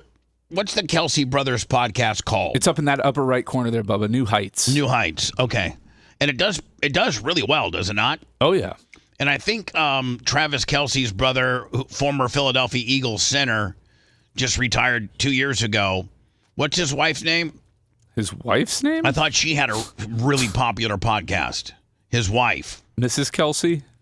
No, I thought that not only is this a very popular podcast, New Heights, which are Travis and what's his brother's name? Travis and Jason. Jason Kelsey was a long time, 10 or 12 years in the league as an offensive center for the Philadelphia Eagles. I think he actually retired the year before they won the Super Bowl. And you're thinking of Kylie Kelsey, whose podcast is called Not Gonna Lie. And I guess it's very popular. Very popular. And so the Kelsey brothers do a podcast together called New Heights. I think it does really well too. Now, obviously, Travis Kelsey, the tight end for the Chiefs, is dating Taylor Swift, and they've been together. What now? Is it going on 2 years? I think around that. Yeah, I think it's gone. Yeah, they're probably about 22 months now. I mean, it's been and they've been doing well. And didn't she have somewhat of a reputation for blowing through dudes? No pun intended. But she, would be with. I think she had at one time. I think Taylor Swift's longest tenured relationship might have been 5 years or something. I think early on in her career she was with a dude long term. But prior to that, I mean, she's been with a lot of famous people. And then isn't it? You're obviously Seth. You're a Swiftie, and I've kind of become one. Scientists first started charting her dating habits beginning in July of 2008 through October of 2008 when she was with Joe Jonas. Then from March of 2009 to April of 2009, very short fling with Lucas Till. That was a 60-day fling. Throughout the fall of 2009, she was with Taylor Lautner of the movie The Twilight fame. Then in December of 2009, all the way until February of 2010. So this one spanned 2 years, but only 3 months. She was with John Mayer. Then, she was with John Mayer? Yeah. Okay. Then October 10th to January of 2011. October of 2010 to January 2011 with Jake Gyllenhaal. Then July of 2012 to October of 2012 with Connor Kennedy. That was like a 4-monther. November of 2012 to January of 2013, Harry Styles. Year and a month. Then February of 2015, all the way through till May of 2016, 15 months with the Calvin Harris, one of the greatest DJs of that era. May of 2016 to September of 2016, Tom Hiddleston. 5 months. Here's your big one. Tom Hiddleston. Yeah, he's like an actor, I think. All right. Here's your big one. May of 2017 to April of 2023. The one I was thinking of, the one before Kelsey. Joe Alwyn. And wasn't he just like a regular dude? He's an actor. Oh, okay. Well, songwriter, right? I don't know. He's listed as an English actor and songwriter. Brian, how long was that again? That was 5 years. 5 years. Wow. Yeah, she had a long run with him. Almost 6. And isn't her gig, Seth, like a lot of times some of her songs are based around her relationships that she's had with these dudes. I think the ongoing rib is, watch out, she'll write a song about you. Right. When she had one other guy right before. Yeah, Matt Healy, and then since July of 2023, so happy 2-year anniversary last month with Travis Kelce. So we're looking at 25 months, right? 2 years and a month. July of 2023, and we're in August of 2025. 2 years and a month. So she's been with linked to 12 guys over 17 years. Okay. Now there were short stints in there, but if we counted every cricket you ever mashed down, Bubba. Oh, you couldn't. I have a general idea, and I don't want to talk about it. No, we got to hear this number. We can't just tease this. First of all, you're making fun of Taylor Swift for running through guys. No, I'm not making fun of her at all. Well, let's hear. You're commenting on it. I was only given the data of the people that she's been with. What's your number? Where I was going, where I was going with was, she'll like write a song about you. And then I was very proud of her, and I was gonna say that it looks like I really do think as she gets older and matures, and as Travis Kelce continues to be a hot commodity, and how old is Travis Kelce?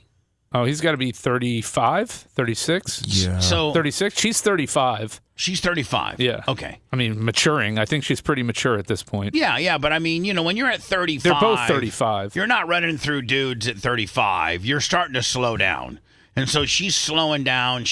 They make a great couple. They really do. And I mean, what's the shelf life of an NFL tight end? 40 max? Oh God, no. He's already at the end of that rope. Yeah, I mean, 36. Is Travis Kelce probably a year or two left guy? It will depend on how the Chiefs do. I mean, I think if they're still making it to Super Bowls, he'll stick around for a while as long as he's healthy. Like how long did Mark Bavaro go, and how long did Shannon Sharp? Well, Kelsey's one of the he's an all-time great. I mean, he's like one of the top 3 tight ends of all time. Yeah, so already statistically, he's there. He'll give up in a year or two when he's ready to go start a family with Taylor. Yeah, and I honest to God think that this is what you got with them. I think from what I've seen, I think they really, really love each other. I think that she's very protective and not overexposing, like getting into his business, and she's very supportive of his career. It sounds they met because he went to a Taylor Swift concert at Arrowhead Stadium, and because he's Travis Kelce and all the security people know him, he was allowed in areas that he didn't have a backstage pass. He did not have a backstage pass. He got that backdoor pass, if you know what I mean. But no, he didn't get access when he was at the concert, Bubba. He tried. They wouldn't let him because she doesn't meet people before the show because of her voice. Yeah, well, I was told that he was he parked in the players' parking lot, and he was walking through the various, corridors and stuff, but was in no way, shape, or form really very close to her dressing room. But he was walking around trying to, play the I'm Travis Kelce card and was told a hard no. But he did, he wasn't on the 300 level. He was down in that area. He just didn't get to see her.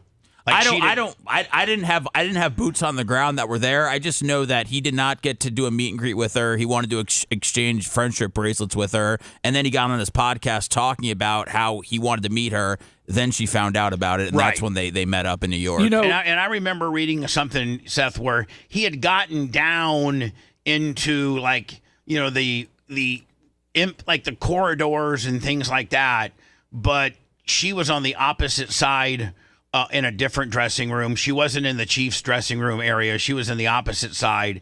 So that's they're going to allow him access to the Chiefs dressing room anytime they probably want. I've got a hot dog vendor on the inside of Arrowhead. He got that far, but it was very, very, very far from meeting her. Wanted to meet her, and I think, if I remember right, and I could be wrong, that he wrote his number down on a piece of paper and gave it to a security personnel or somebody that works for her or something like that. That's the closest he got. And I think he passed a note to one of her handlers or something like that to try to get a hold of her. And I think she contacted him through that. I could be wrong. But, she was, he was on a mission to try to meet her, and he didn't get even close. Like, they have her locked down before concerts. This just goes to show, though, how opposites attract, because she kept going for these artsy music actor guys, and the relationship never worked because they're divas too. Right. So she gets with a man's man type of dude, like Travis Kelce, dude, and now she's happy. Right. For all those ladies out there going with these artsy fartsy, skinny jean gay wearing, boys, little skinny jean wearing, little skinny jean wearing, tank top. In shape little F boys. Go for a rugged man. Go for a real man. That's why I married a rigger. My wife was working the oil rigs out in the Gulf, and she loves me because we're so opposite. Because you're the bitch and she's the man. That's it. It's okay. You know what? It works, doesn't it? Hey, as long as it works. I mean, I know you love the hell out of her. And by the way, very attractive. I find your wife very attractive. Well, it's her line of work, Brian. Being attractive. She's a rigger. Oh. Yeah, she's out there in the oil fields. I didn't know that she actually was the one doing the work out there. She's actually on I thought she was in the office. She's in a rig right outside of the New Orleans Bayou right now. Wow, I did not even know that. I didn't know this, that those big oil rigs that they have in the Gulf of America. She works on a dike. Right? Yeah. But I didn't know, and you might be able to find me some footage or something like that, but these big oil rigs, like outside of New Orleans and things like that, like you make like $100,000 or $200,000 a year, but you don't ever get off that oil rig for. I think you have to stay there a year. Oh, those guys don't even know Hogan died yet, Bubba. Wait till they get off there. You're right. Like Seth, from what I was reading, you're right. Like they don't even have cell service out there. Welcome all the riggers watching us on Rumble. Breaking news. But Trump's the president and Hogan's dead. Could you 200,000? And it gets so dark out there in the middle of the ocean that you can't even see past. I mean, you don't know who you're grabbing that night, right? Right. And I don't know what the sleeping accommodations are and all that kind of deal. But anyway, this is Taylor Swift. They call me Bottom Bunk. Bottom Bunk Bubba. This is Taylor Swift appearing on the Kelce Brothers podcast. And I find it refreshing because I think in her history, Seth, you might know a little bit more about it. She doesn't do a lot of this. She doesn't. Oh, I'm pretty sure she's never done a podcast before. Right. And even with her romantic interests, she doesn't publicly do interviews with them, for them, she's locked down. That's one of the things that makes her so successful and mysterious, is that there's such limited availability to be able to, she does things on her terms, and they're highly calculated and highly, highly controlled. But before she got to this point, she was meeting with hundreds of people before shows. She would have, when she had an album come out, her record company flew all the radio stations to Nashville, all of them set up in a hotel. They brought Taylor Swift around to every single radio station so they could do like a 10-minute interview with her. Really? That's the stuff she's done in her career. That's why she has so much support from all these people that have come in contact with her. Seth's met her, Bubba. I met her twice. Two times, yeah. They missed on there October of July. I mean, October of 2008 to November of 2008. She was romantically connected to the Kush. Well, and Kush said that, he's met a lot of people in the music business, but she really, really goes the extra mile to when she signed something. It was personal to him. It just wasn't Taylor Swift. It was a personal message to him. And she goes the extra mile to make you feel, if here you are, an influential person that could potentially play her music, or she genuinely thinks you're a good person, she takes the extra time to personalize that autograph, which, I mean... Her mom is giving backstage tours to everybody. And again, the biggest thing about Taylor Swift is that nobody else ever did this, which is fine. But she sent thank you letters to everybody for coming to her show. Personalized. Handwritten and everything like that. And I mean, we know the record label, tells her all these people. But, to follow through with that and do that, to put that work in, is the reason why she's the biggest star in the world. Right. And, you got to think, okay, I think she owns... maybe two planes, but I know one of them is a Gulfstream 650. It's like a $40-50 million plane. It's what Zuckerberg and all the boys have. She's got one of those. But you got to think, Seth, as you're going from maybe Tampa, you're doing your Eros tour took you Tampa to, maybe Chicago, wherever, however the routing was. While you're on that plane, what better way? And your handlers are saying, okay, here's all the people that you met. Now, write personal thank you letters to them while you're sitting here on your plane. And she goes the extra mile, the extra marketing mile, if you will. And so now a radio person or a content provider or somebody that can actually have some type of bearing on playing her music and getting her music out and getting exposed for people that have an audience. And you get a handwritten, to you, personalized note from her. That instant, you know what? I'm a Swiftie just because Seth is a Swiftie. Oh boy! Because I've heard such good things through him about her that I like her now. Oh, don't put this on me, Bubba. She looks like she only has one plane. She sold the other one, Dassault Falcon 7X, which is a long-range plane. Can go 6,850 miles at top speeds of 622 miles per hour. It's a tri-engine jet. And it's Tony used to have one of those. Tony Stewart? Yep. He used to have a Dassault. Well, Falcon. she had a Dassault 900, but she's upgraded the 7X. No, she had two. She sold the 900 because people were giving her crap about having so much emissions. I sent you two pictures of her from her new album release, and I sent you a picture of the note that she wrote me. All right, perfect. If you wanted to see a hot bod instead of jet fuel. There you go. That's from this album coming out? Yep. That's from the one coming out? Yes. The Life of a Showgirl. Wow. Ding, No wonder Travis is just nailing. I wonder what kind of sex they have. You're really horned up this week, Bubba. No, I'm not horned up. Oh, I saw your Fox and Friends segment the other day, and you just about. I mean, you were pretty gummed up, man. So look at. I mean, this isn't just. This is really. Now, again, this isn't somebody that just sold out the Capitol Theater 250-seat venue that, really, I mean, this comes from arguably the biggest star, one of the biggest stars in the world. And she goes on, not just Seth, thank you, nice to meet you, Taylor Swift. Seth, thank you so much for coming to my show and for coming backstage to say hi to me. It was so great.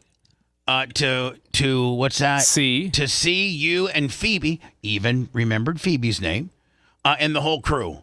I hope you guys had a great night. Love, Taylor Swift. Like, that's as personable as you can get. And that turns a guy like Seth Kushner, who at that time might have been on 101.1, I'm sorry, 101.5 with Jade, or in a guy that's in a position to play your music, a guy that's in a position and has a large morning show audience to tell this story. And it's just, you just created a walking media billboard for yourself. He will stick up. Taylor Swift could run over a family of 5 accidentally, and Seth Kushner would stick up for you. This is about as good as it gets with regards to knowing how to market, right? When she threw Phoebe in there, she got me hook, line, and sinker, right? Like that. I mean, that's just awesome. Phoebe worked there at the time, and met her as well from being, she did middays and was the music director. But yeah, it was great that she had those, details in there. I mean, that takes a minute or two to write that. It takes her recollecting, who you are and who your wife is, putting it together in a thank you type card, signing it, getting it to her handler to get to the radio station.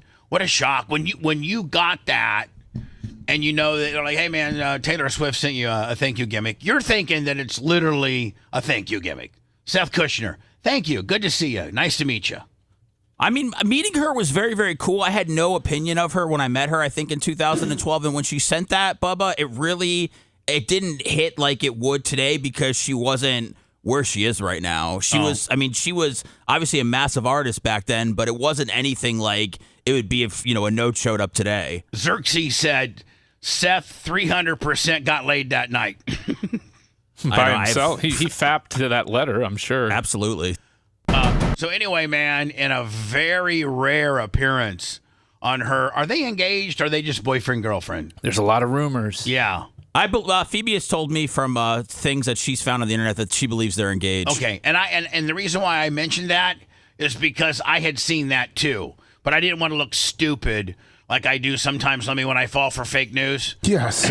Look boomed out. We need our credibility with pop culture engagement. But you know what? I think I may have, Brian, as much as she wants to be a dick to me, I think I may have pulled one out of my ass because I didn't get fake news on the Taylor Swift could be potentially engaged. That actually is a real rumor circulating around young, cool people. Yeah, and not some old fat ass like me. Did you see, though, she has started bringing her pet giraffe with her wherever she goes?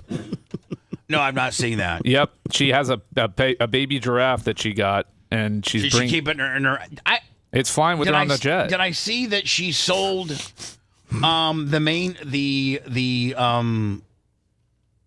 Martha's Vineyard or that one that was right on the Atlantic Ocean? I don't know if it was Martha's Vineyard or it was Maine. Yeah, she had Rhode Island, I think. Rhode Island. I think she Newport. sold that.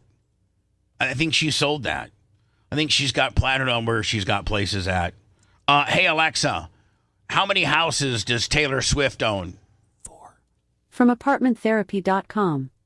Swift owns a sprawling $80 million worth of real estate across the country, including her luxurious Tribeca home, the result of 2 adjacent penthouses and a second floor put together, another Tribeca townhouse on the same block, 2 Nashville estates, and her opulent Rhode Island beach house. By the way, with Alexa Plus, you can just tell me when you want your lights to automatically turn on each day. She just sold her in Cape Cod. Hey, Alexa, no. She had one in Cape Cod, too, which she just sold for $12.3 million. Hyannisport, Massachusetts. I can see her keeping the Nashville one. That's because Nashville's really kind of a cool scene, musically too as well. And it looks like, oddly enough, and she didn't have anything in California. Nothing in Hollywood or nothing in Los Angeles. It seems like she's as far west as she goes is Nashville. Oh, she had sold that actually the Massachusetts house back in 2013. Where was she born? Where was Taylor Swift born? Here. Hey, Alexa, maybe? Where was Taylor Swift born? West Reading, Pennsylvania. Taylor Swift was born in Reading, Pennsylvania in 1989. That's why she's so cool. She's a Midwestern. Pennsylvanian, if you will. Yeah, we can go with that. Midwest. Actually, Lummy, you know what? So we don't get far behind, I'm going to go words, and then I'll do Taylor Swift with Travis Kelce on the podcast next. Perfect. And you know what, Seth? I don't know that people have seen her in this type of relaxed environment. I don't know that she's ever done interviews with any of her people that she's been with. Like, I don't know that she's done long-form interviews in a podcast-type setting with any of the jokers that we talked about earlier. No, but at one point last night, there were 1.2 million people watching live. Just this, On really? YouTube, yeah. Not even counting how many people are going to go to it today. Right? Wow, good for her. Did you get the front page of Rumble? Want to listen to the show on demand and on the go? Enlist today at BubbaArmyHQ.com. Sign up and start listening. The Bubba the Love Sponge Show will be back after this.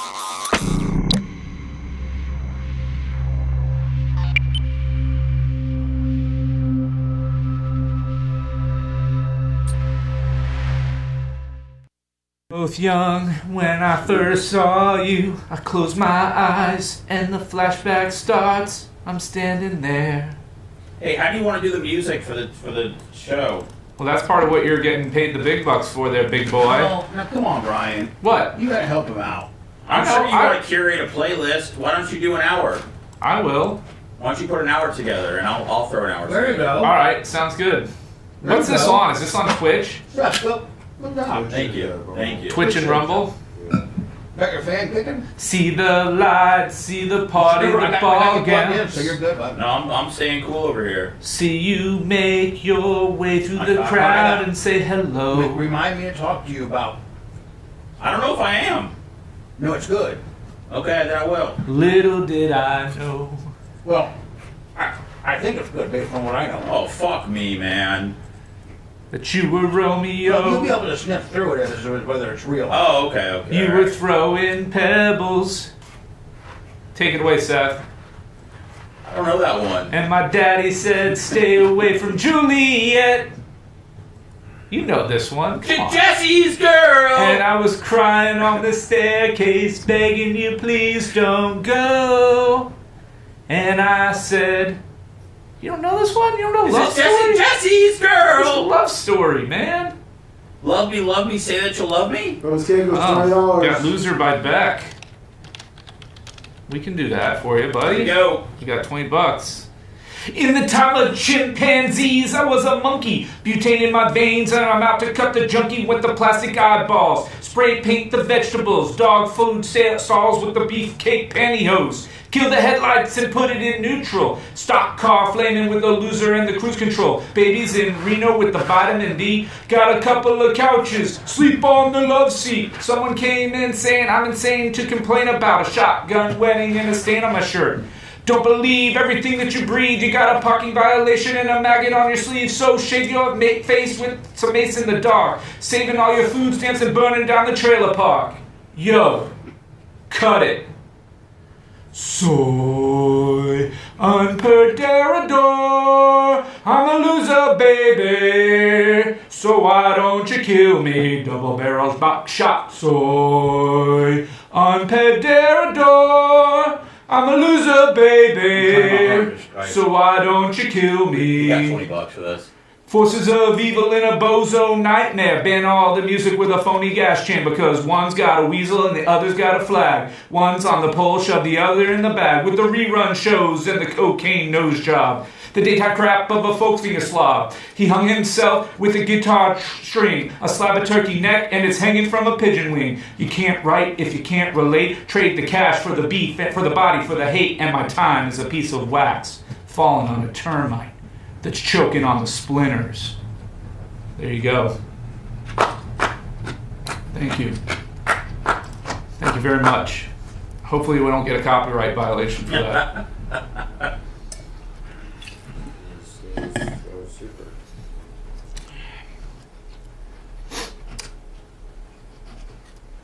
I guess during Hot Mic, people would rather hear Bubba talk cryptically to Seth about shit they don't know. So, as long as you're paying me money to sing, remember, if you don't like the song, $40 will get it to stop. You got to double whatever was donated to get it to start. And then $20 again to get it started. Yeah, and then $20 is all it takes to start me up. Start me up. No, we don't give them anything for free anymore. I am a karaoke whore, not a karaoke slut.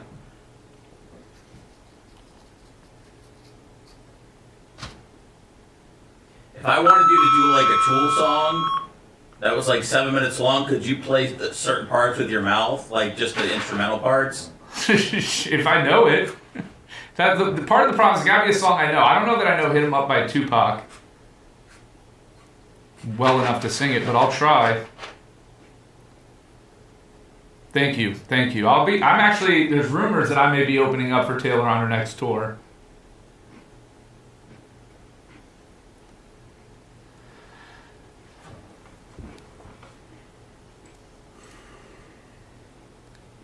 I've started selling feet pictures in anticipation of the next tour's ticket prices. J-Law Bronco. Smashing donuts with your feet. All sorts of hostess kind of cakes and snack cakes.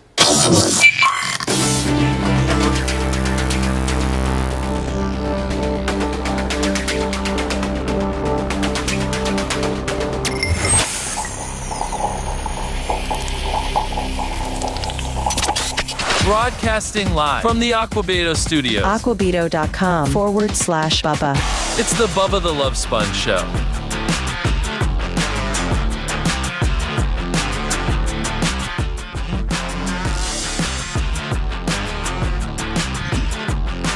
Fish on the J, 25 on the PayPal.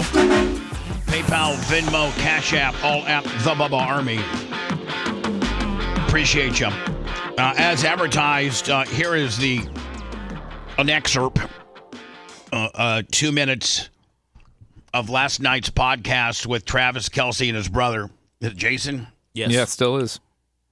And this is the first time that Travis has brought Taylor on. They've been together now 2 years and a month. Rumors are that they're engaged. I think they make a great couple. And I think that he'll probably play. I mean, he could probably. I think he could play 2 more years, maybe 3. Maybe, and then at that point, what are you? I mean, he's worth what? What's Travis Kelce? I mean, obviously, not anywhere close. I mean, Taylor Swift might be worth $1 billion. Yeah, rumors are that Travis Kelce's right in the like $90 to $100 million range. Yeah. And if you're worth $100 million, Taylor's over $1 billion. She's $1.6 billion now. Yeah, let me ask you a question. So let's say that you're $100 million, she's $1 billion, and you're no longer playing, and you guys are taking that private jet to wherever.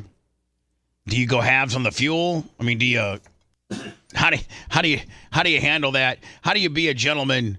Do you offer? And she says, "Oh, honey, don't worry about it. I got it, baby."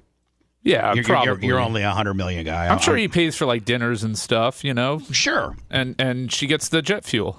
Yeah, she gets the. She pays for the jet and the yacht and all that kind of deal. And well, how do you and Merch split things up? We really don't.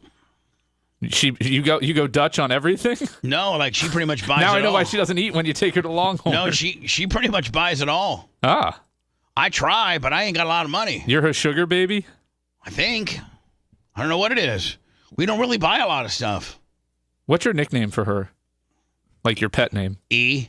E? That's it, E. Just E. And what's hers for you? I'm not telling you. Daddy. Is it Daddy? You're so it's Daddy. No, it's not Daddy. Oh. It's Big Papa.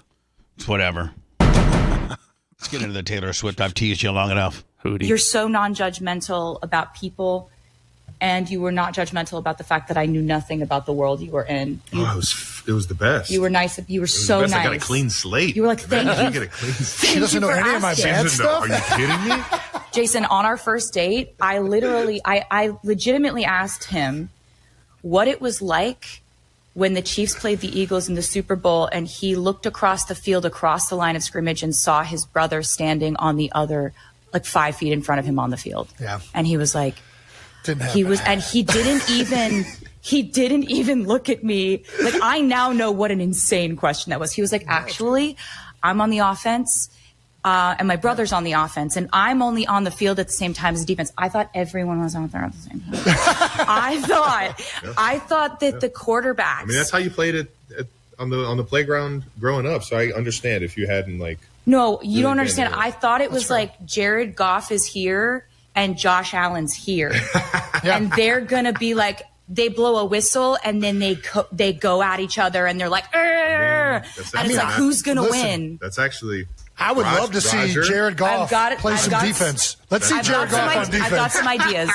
I've got some thoughts. Yeah, I didn't know what a first down was. I didn't know what the chains were. Now, of all of our significant others, like I know the answer. Ashley probably is the most savvy when it comes to football.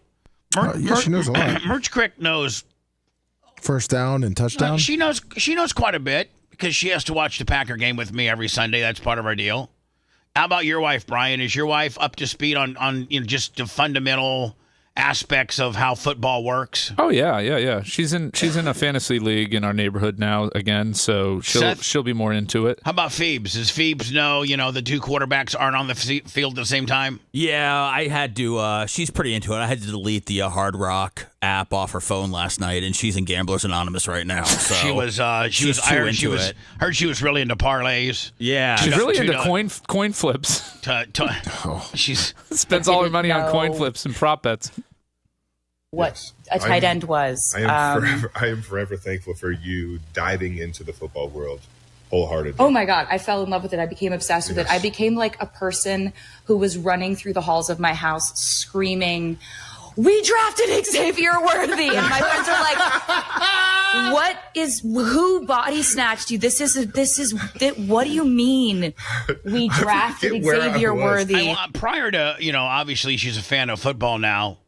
And really a big fan of the Chiefs. But I wonder, prior to this, was she involved in a fan of any other sport? To me, she seemed like she's so entrenched into her music and maybe pop culture that maybe she really didn't have time. There's a lot of people that don't know anything about any sport. She's been popping out albums since 11, Bubba. Yeah. This girl did not have time to get into football. So, but there are some people that roll around that don't know anything about baseball, football, basketball, golf, hockey. I think there's some people that don't even know about that sports. Now, I could never even imagine not having sports in my life as a fan. Brian, could you ever imagine not being a baseball fan, not being a hockey fan, not being you're very much a sports fanatic. I could never. There's some people that, as much as that you're a sports fanatic, they know nothing. They know you couldn't. Yeah, they're on Mondays and Tuesdays. Oh my God! I forget where I was, but you were the first person to tell. See, that's not. Dan was a doctor for the Bucks. How do you say he doesn't know anything about football? No, I was screeching. I got all this. As the executive producer, I may have to have you have a group meeting with all the ancillary people and say, "Can we all get along? I'm Team Tuttle. We're all just we're just taking hacks at each other." I'm Team Tuttle. I gotta support my boy. Tuttle's taking a hack. I'm sorry. Dan takes a hack at Tuttle. Tuttle takes a hack at Dan. Brian takes a hack at Dan. Gene takes a hack at Babyface. Yeah, Gene comes at me, bro. Gene takes a hack at Babyface. And Colton. Gene takes a hack at Colton. Colton doesn't take a hack at anybody. He's a good dude. Oh, Colton's the best. But Dan versus Babyface, that's the longest running feud on the show. It's a tale as old as time. I mean, that's built in. No, I was screeching. I couldn't believe it. So Seth said, how many, what did you say, 1.2 million? Yeah, Adam Schefter tweeted last night, kind of as soon as it started. He did a screenshot, and they had 1.2 million people watching it. Was that on YouTube? Yeah. Yeah. How many what type of numbers do their channel have? I mean, I'm thinking probably 4 or 5 million. I mean, this was perfect timing because I believe a few months back they signed that $100 million podcast deal. Wow, with what, Spotify or I think it's Wondery. Charlie Sheen has a new documentary that comes out 2 days before mine's supposed to come out. Mine, again, I've been told, probably is going to come out Friday, September 12th. I'm not supposed to be saying that because we don't have a definitive date yet, but that's what, all the thinking minds that are behind this project are saying. Should be September 11th. Never forget. How do I present this with any class? At 38 seconds, he says a curse word I have to be ready for. I think we're past that, Charlie. We're past that, yeah. When you got a lot of shame about a lot of stuff, shame is suffocating. I lit the fuse, and my life turns into everything it wasn't supposed to be. There's only one person alive that has the answers to so many people's questions about me. And that's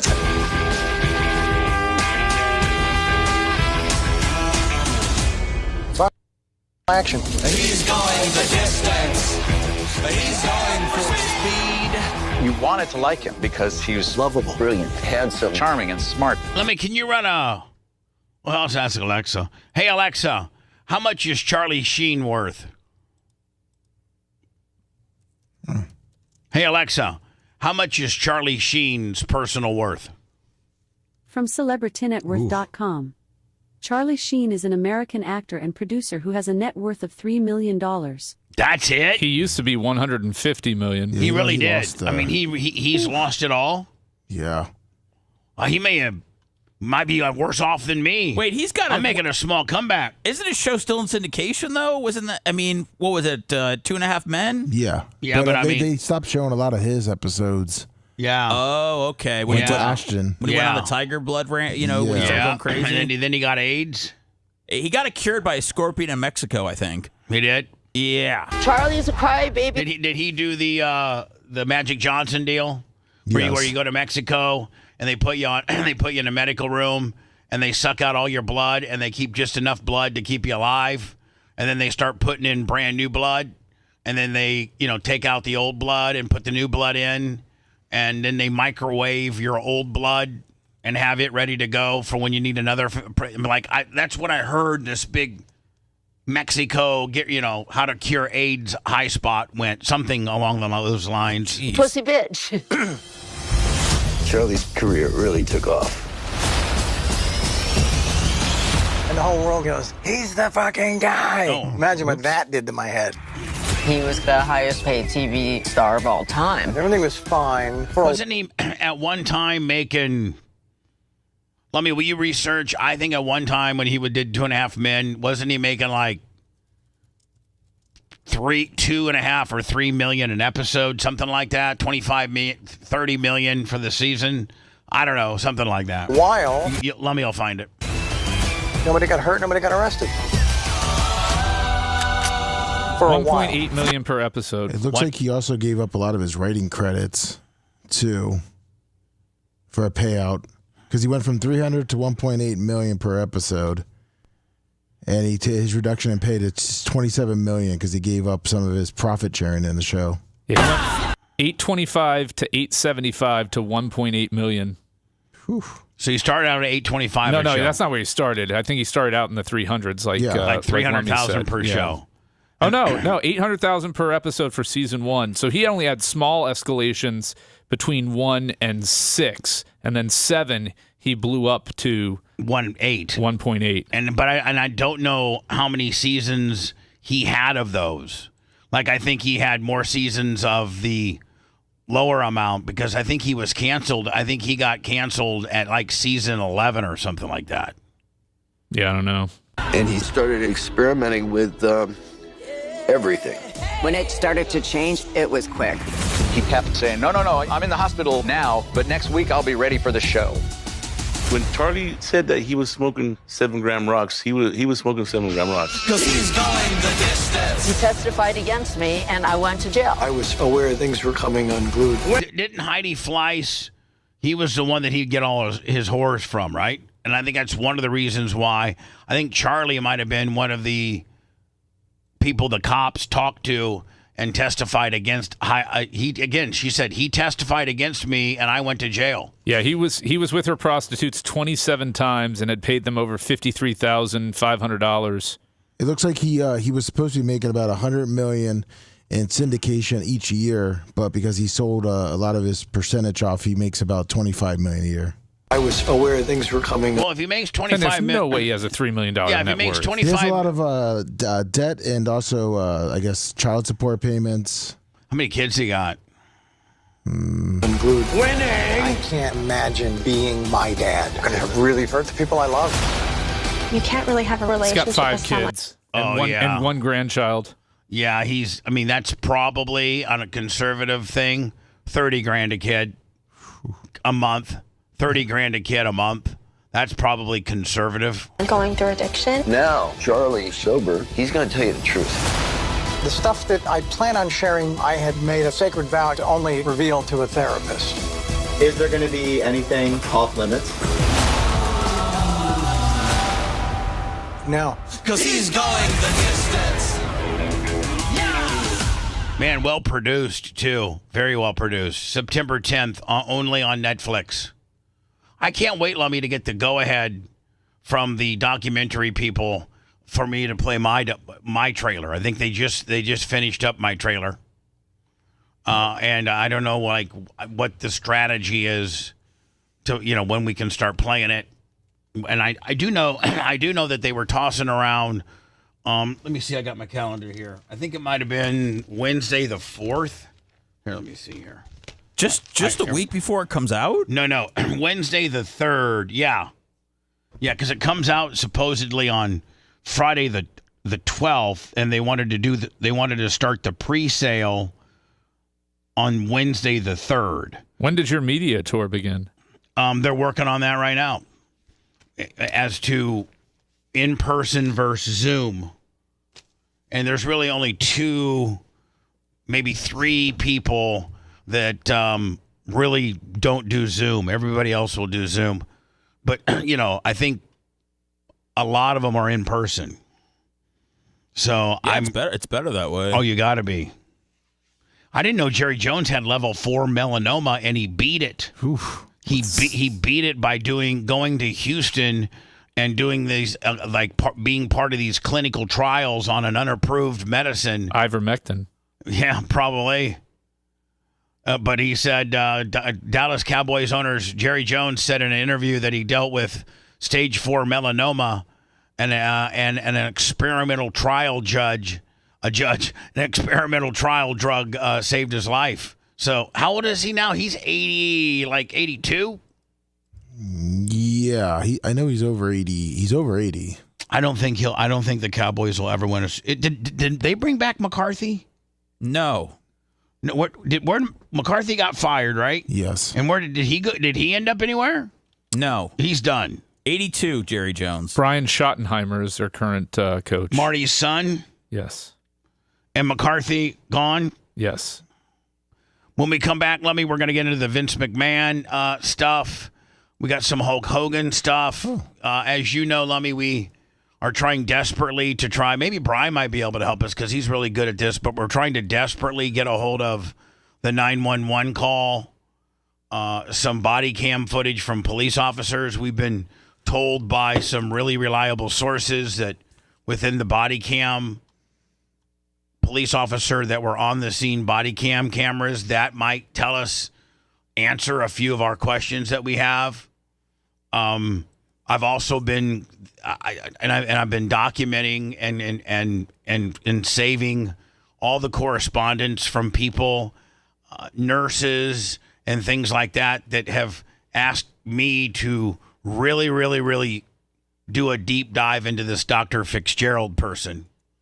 Maybe get a hold of Dr. Dan as to find out how do you research a doctor and find what type of violations he may have had, or that he got in trouble and couldn't write prescriptions. Again, I don't know any of this to be true, but supposedly a guy, some of the words that have come back to me via people that have actually worked for Dr. Fitzgerald is again, allegedly, and I don't know any of this to be true, but some of the words and emails that I've gotten are shady, turns people into drug addicts.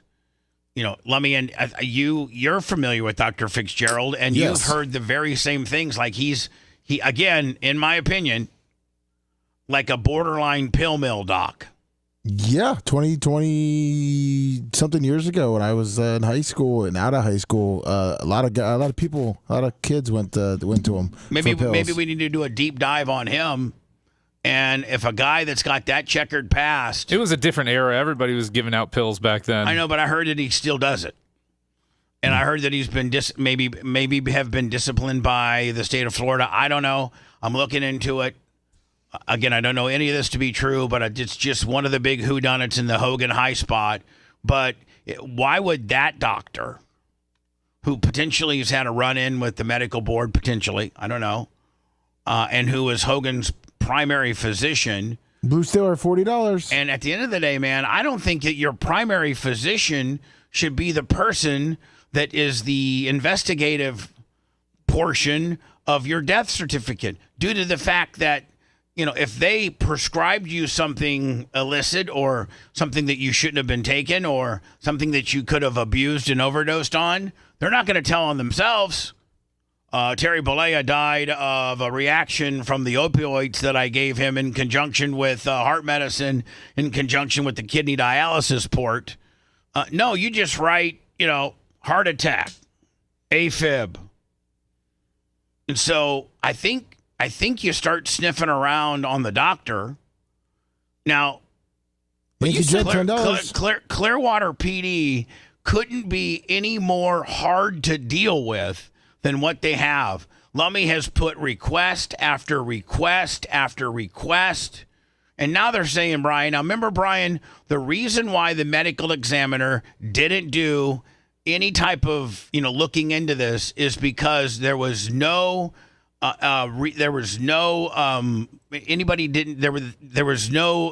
signs of inappropriate behavior. So there wasn't a large-scale investigation done on Hulk Hogan's death. No foul. I think the actual press conference the day after, maybe you can find it for me when I come back, was no foul play. So if the city of Clearwater, if their stance is no foul play, and that's why they don't require an autopsy, and that's why the medical examiner didn't double-check Fitzgerald's work because there was no foul play, then it shouldn't be a problem for us to obtain the police report and potentially the 911 call and the body cam footage of the police officer. Like, it shouldn't be a problem because you had the city of Clearwater PD had a press conference saying no foul play. You didn't do an autopsy or have the medical examiner do anything. You took Dr. Fitzgerald's word for it because of no foul play. Well, Lummy goes through his series of requests under the Sunshine Act, under the Freedom of Information Act, and with the city of Clearwater and the county of Pinellas, looking for the 911 tape, looking for the body cam footage, looking for the initial police report, and they get back to Lummy that they can't give any of that to him because it's an ongoing investigation. Now, somebody here is playing hide the wiener. Because Lummy, you can't come out and have a press conference and say no foul play, which is why we didn't do a medical examiner report, which is why we took his primary physician's doctor's report. We didn't double check his work. And of course, that would mean no autopsy. Let's call the records department on the air, Bubba. I sent you the. Do it. I can't, Brian. Why not? Just say you're on the air. I'm following up on a request. I mean, if they want to hang up, they can, but just say we're calling. We're live on the air, and I wanted to follow up on a request that I made on a FOIA, whatever. No, you just can't say on a FOIA, whatever. No, I'm saying a FOIA request, right? What now? Give you the number. Now, what have you got? maybe in the 9 o'clock, Brian, when they, I think they probably do open up 8, but maybe they start at 9 instead. So in the 9 o'clock hour, I will call them. I'm not afraid to do that, and I'll actually have to do it legally where I have you call and I can't even have them say hello. That's illegal. Okay. So I'll have to. You call them. You'll pick up the phone and say, "Hey, this is Warren." Warren sounds far better than Lummy. Yes. Executive producer of the Bubba the Love Sponge show. He'd like to go live with you and discussing. No, just say we're live on the air, and I wanted to follow up on a records request that I did. I can't do that. No? I can't have. No. Have him, and then once he says that, then you connect the call. Okay. Yeah. Yes. Absolutely. We can work through that. But yes, Brian Lummy can say that. Quickly put him on hold. Next thing you know, I got him. Lummy, what do you have that you potentially were going to share with me? That's the police update, the press conference. Oh, you got that? Yeah, I sent it to you. All right, send it. Okay, perfect. If you liked that segment, then you'll definitely like the new redesigned BubbaArmyHQ.com. We'll be back to the Bubba the Love Sponge show after this. Rescue. Just before 10 a.m. today. Rescue. For my issue that I'm showing you at the body cam, $800. Wow. So let me have your report ready to go to talk about it. No problem. I'll have to see what we paid. I just got one recently on a case. I'll have to see what we paid on that.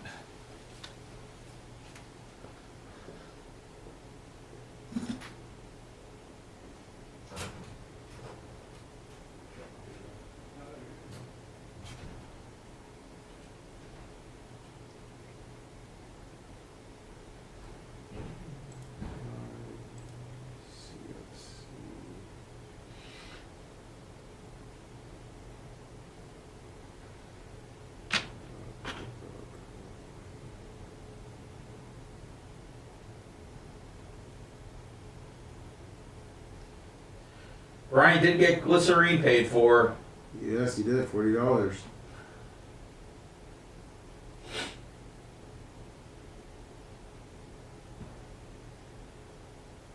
No, that's not an easy one. Is that why he ran away? What's that? Is that why he ran away? Scared to sing it? Yeah, I think so. Scared to face the Gavin Rossdale music. Probably looking up the lyrics right now.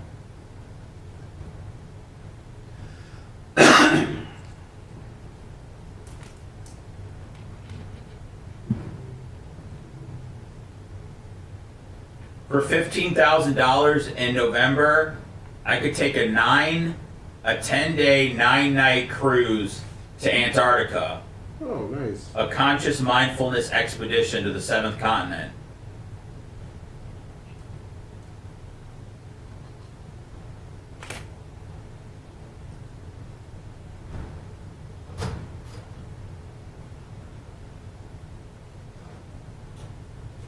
If you're going to San Francisco, be sure to wear some flowers in your hair.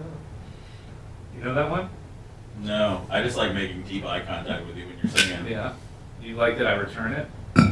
That we have to. How else are we going to connect? That's why I wear my sunglasses at night. So Blue Steeler paid for glycerine. What? Blue Steeler paid for glycerine. Oh, somebody did? Blue Steeler. Blue Steeler? All right, I'll get to it.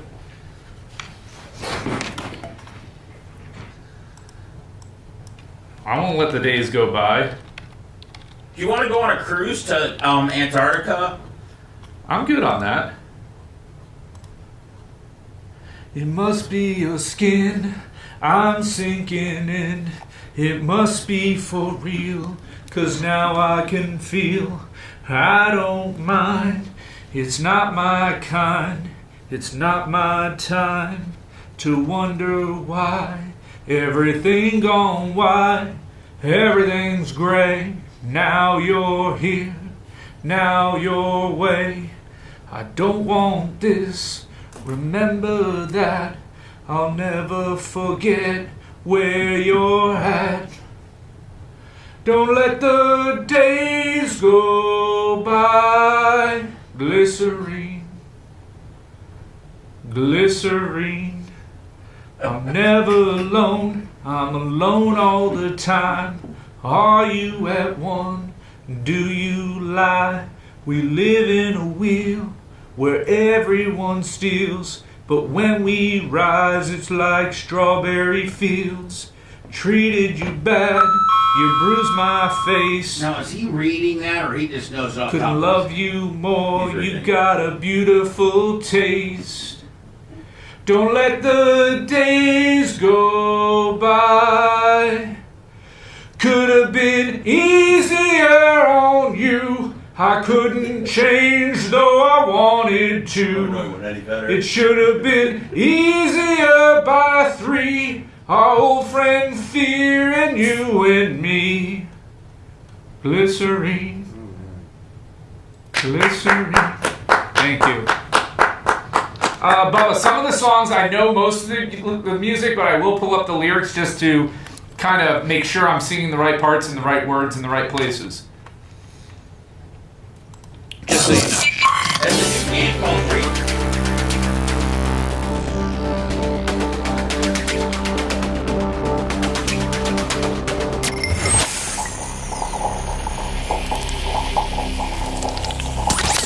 Broadcasting live from the Aquabito studios, aquabito.com/Bubba. It's the Bubba the Love Sponge Show. Donald Trump, the president, headed to Alaska to meet Putin on Friday. He has publicly said that if it's not going to be good.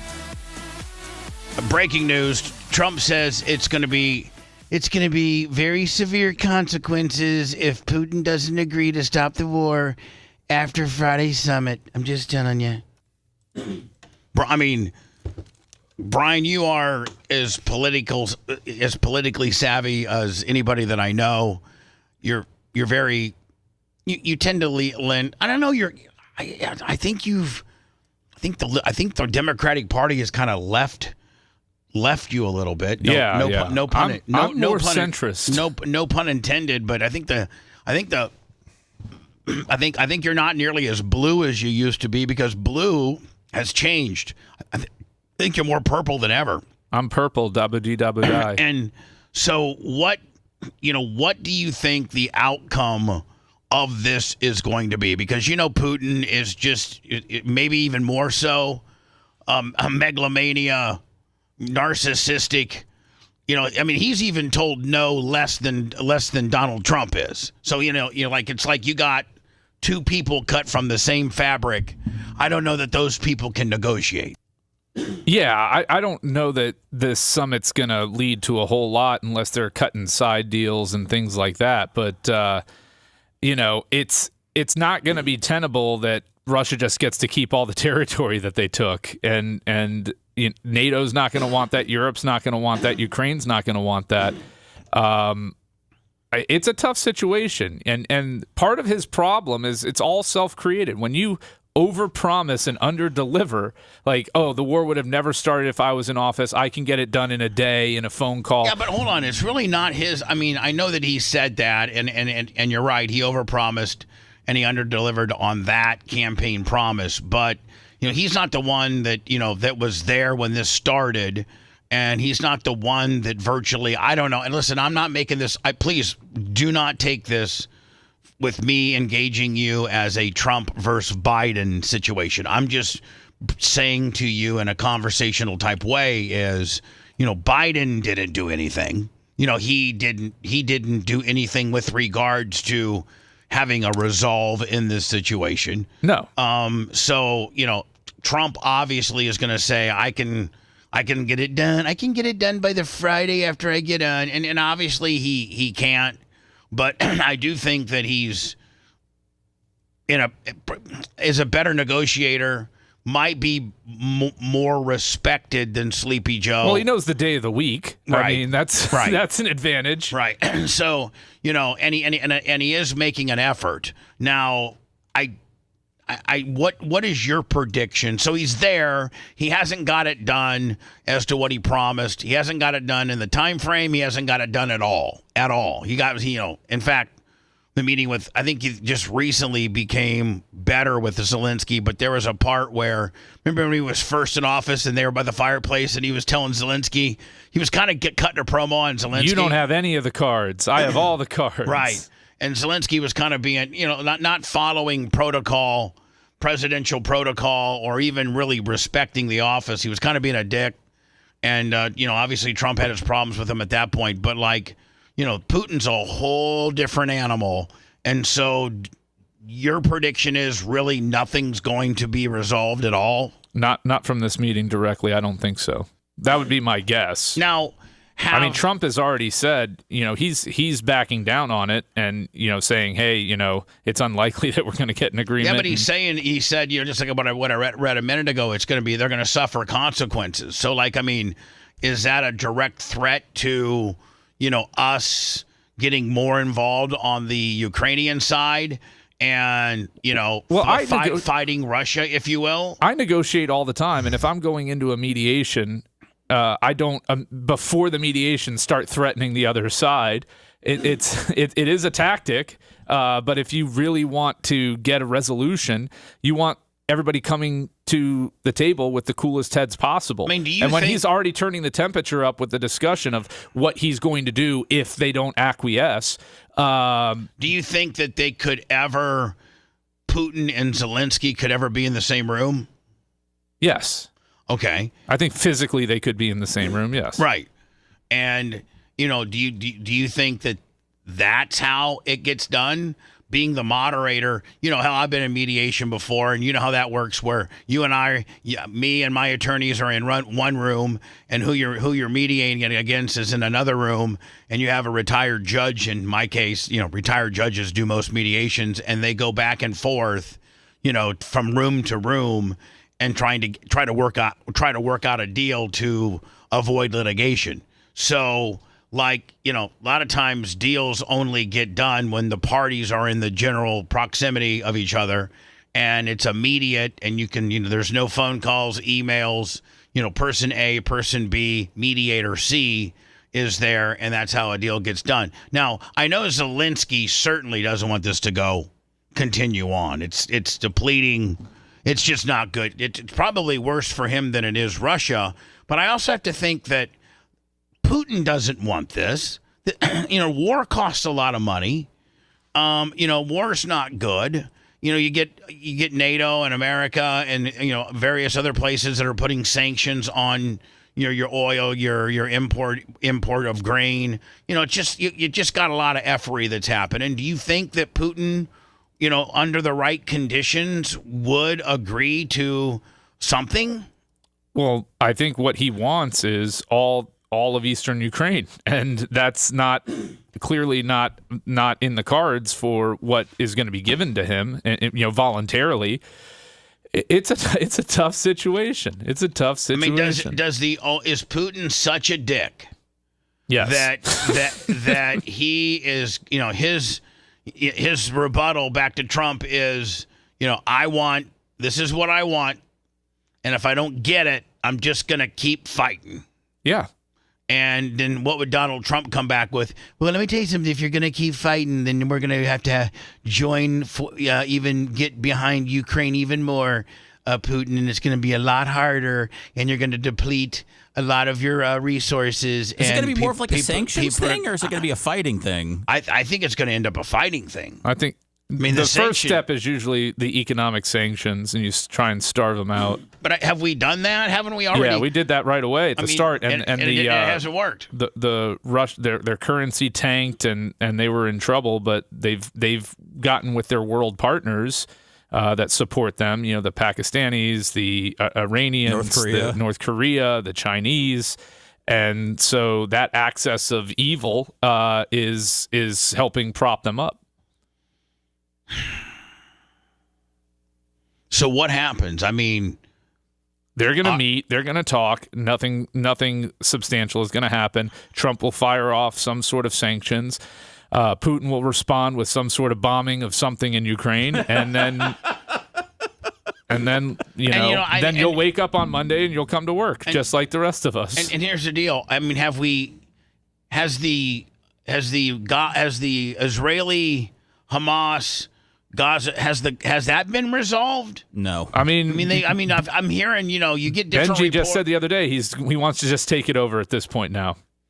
Much like what Trump was saying, they got a very good country there. We could put like hotels and everything. It's going to make it. We're going to make it very beautiful. We're going to take all of Gaza, the Western Bank, and we're going to make it very beautiful. There needs to be, what they really need to do is Israel needs to get with these countries that they've recently started to mend fences with, Saudi Arabia, the Qataris, and things like that, and come up with a game plan for them, the Muslim countries, coming up with some sort of workable solution for Gaza, because Hamas can't continue to lead that country. They don't care about the people. They are a terrorist organization. They don't care that they're starving their own people. They're cowards hiding in underground tunnels and hospitals, and they have all the food and supplies. They're not the ones dying from famine. And, at the end of the day, you want the region to put pressure on them to get them out of power and to stabilize that. You need help from the neighbors that should also have a vested interest in this. Saudi Arabia, you get Saudi Arabia to start dancing with Israel. That's a game changer. They already kind of sort of do, because Saudi Arabia is very neutral in all of this. I know, but if they became unneutral and be like, listen, we're in bed with Israel. I mean, they don't want, the factions to start bombing them and their interests in their oil fields. So it's a balancing act, but I think you've got some momentum right now in the Middle East to say that Hamas needs to go and that the leadership needs to be removed from Gaza. And I think is the solution. Do they know the leaders of? Do they know the leaders of Gaza, which would be what, Hamas? Yeah, they keep killing them. They've killed like the last 4 leaders. Yeah, of Hamas. I mean, is it like next one up? They're on leader 4. Is leader 5 the next one up? Yeah, they're at the point now where like Tuttle's running the BRN. Right. Okay. So they killed me. They killed me. They killed Macho Man. They killed Mach. They killed Seth. They killed Lummy. They killed Seth. And now Tuttle's taking it over. Well, don't forget Dan. He's going to try to take it over. Dan doesn't want any part of the leading that. He's out. Dan left. Dan left. Right. It looks like their current Hamas leaders in Egypt right now trying to talk about a ceasefire talk. Yeah, I mean, they need the other Middle Eastern nations to put the pressure on them, not to just ceasefire, but for Hamas to step down and for a new power structure to be implemented in Gaza. Do you think there's any chance at all that Donnie pulls one out of his ass and he could actually get Putin to agree to something? I hope he does. I'm cheering for him. Trump, go. I mean, but that would be huge for his legacy. I mean, yeah. Meaning, like, if he could go in there and get this resolved. I mean, he helped prevent what was it? Thailand from invading Cambodia. He's sort of helped with the Middle Eastern thing, although it's not fully resolved. I mean, he's not out there trying to set the world on fire in terms of starting wars. So I do appreciate that and respect that. Again, this is his own problem because he overpromised and underdelivered on this situation. But he also inherited it. Yeah, of course he inherited it. He ran on inheriting it and solving it immediately. I understand. And I'm not saying that he's done a bad job handling this situation because it is untenable. It is difficult. The problem I have is he oversimplifies everything, says he's going to get it done right away when he knows full and well that it's way more complicated and way more difficult of a situation. But the rubes buy it. Got it. So that's Friday, what time, Lummy? Like noon, high noon? Well, it's at Alaska time, so we'll have to call Australia later and find out what happened. Yeah. So, Lummy, with regard, listen, nothing screams that there is some shady stuff going on more so than what we're dealing with on this. Well, go ahead, help me out. I was going to say the Clearwater Police, they have sent an email saying that it usually does take between 2 to 4 weeks to get body cam footage and all the reports. So you have, through our inside sources, through our inside sources, you know what you're looking for. Correct. Right? Yes. Like you specifically know what we want. Yes. And we've been told where to look. Yeah, they got to redact stuff. They've got to, clear it all. They've got backlog of requests. They don't have a whole department. So when I recently requested some body cam footage from the city of Tampa, that one actually took like 2 months for me to get. Yeah, mine took 2 months, and now they're charging $1,000. Yeah. Hold on. What? Yeah, they're charging me $1,000 to get. Well, it's like $890. You mean for the break-in on the Airbnb Verbo booking? Yes. Yeah, but you got to monetize that. We got to put that on YouTube, and you got to make some money off of it. Get that paid back. Yeah. So now, will this cost us? Will this cost us $1,000? It depends on the length of it, or the length of it, because I think Tampa charges like $25 to $30 an hour. An hour of what? Of research time, or just an hour of tape time? Of tape time. Okay. Well, I don't think that this event would have that much time involved in it. I don't know. Here's the deal. I just think that there is a lot of uncertainty here. I think you throw the fact that Clearwater is pretty much ran by the Scientologists. I mean, I don't want to get on the Scientologist bad side, but I think we can. We love Xenu. I do. I love Xenu. I wish I could be an OT78 right now. Beam me up. Me and Seth are ready to give every dollar we own to the Scientology building. Right. So, and isn't $8 check coming your way, Scientology. But isn't that kind of the premise of the religion for the lower level people that are, the lowest of level, where you literally sell everything and give it to the church? And I think you live at the Fort Harrison Hotel, which is the Scientology headquarters, and all you do all day is take courses and classes. And you work for them. No, you also work for them. You run the Scientology coffee shop. You deliver the Scientology papers. I mean, it's a whole compound there. Right. So it's. So what do you think? Because I asked you yesterday. You said you think somebody killed Hogan. So. I do. I think I. But who? But who? So you've got Scientology in play. You've got his wife in play. You've got his doctor in play. What? What is it? How does it? Bingo. Those are my three suspects. You completely nailed it. Do you have a lead suspect? I'm glad you're. Yes. Okay. Yes. I'm not going to mention who my lead suspect is at this juncture. But, because, again, Brian said, the art of negotiation. I'm not going to sit here and just blurt out but it is those three. Okay. Those are the three amigos. Any other wild cards or just the... No. Papa Shango? No. Papa Shango. Scientology, his wife, and the doctor. Okay. All covered up by the Clearwater PD. Not Missy Beef Lips? Missy Baboon Lips is not in play. Okay. She supposedly got kicked out of the Hogan funeral for calling Linda the C word. Oh. She's classy. Yeah, and now she's gone on and trying to make a big deal about that. She's also gone on several other podcasts, and she's using me as her punching bag, and she's getting booked on these various no-name podcasts. Oh, is she making the rounds? Because we have a couple no-namers that I would love to get her on. We have her on the Blizzard today. So, anyway, back to Fair and balanced. back to my original thoughts, and that is, so you have Hogan, and you have the death certificate, and the death certificate says the investigative physician was Dr. Fitzgerald Jr., and because of him signing off that Terry died of what he suspects he died from, what was it, a heart attack or heart failure, that everybody's believing that, and he was the treating physician he was Terry's physician, and I'm sorry, I just don't think you can go with that guy's word. The guy comes from a questionable background. And if you're the medical examiner and the guy that died you never even put your eyes or hands on them, which is evident on the medical report, or I'm sorry, the death certificate, it says, medical examiner's case number not applicable, because he or she, the medical examiner, did zero investigation on this.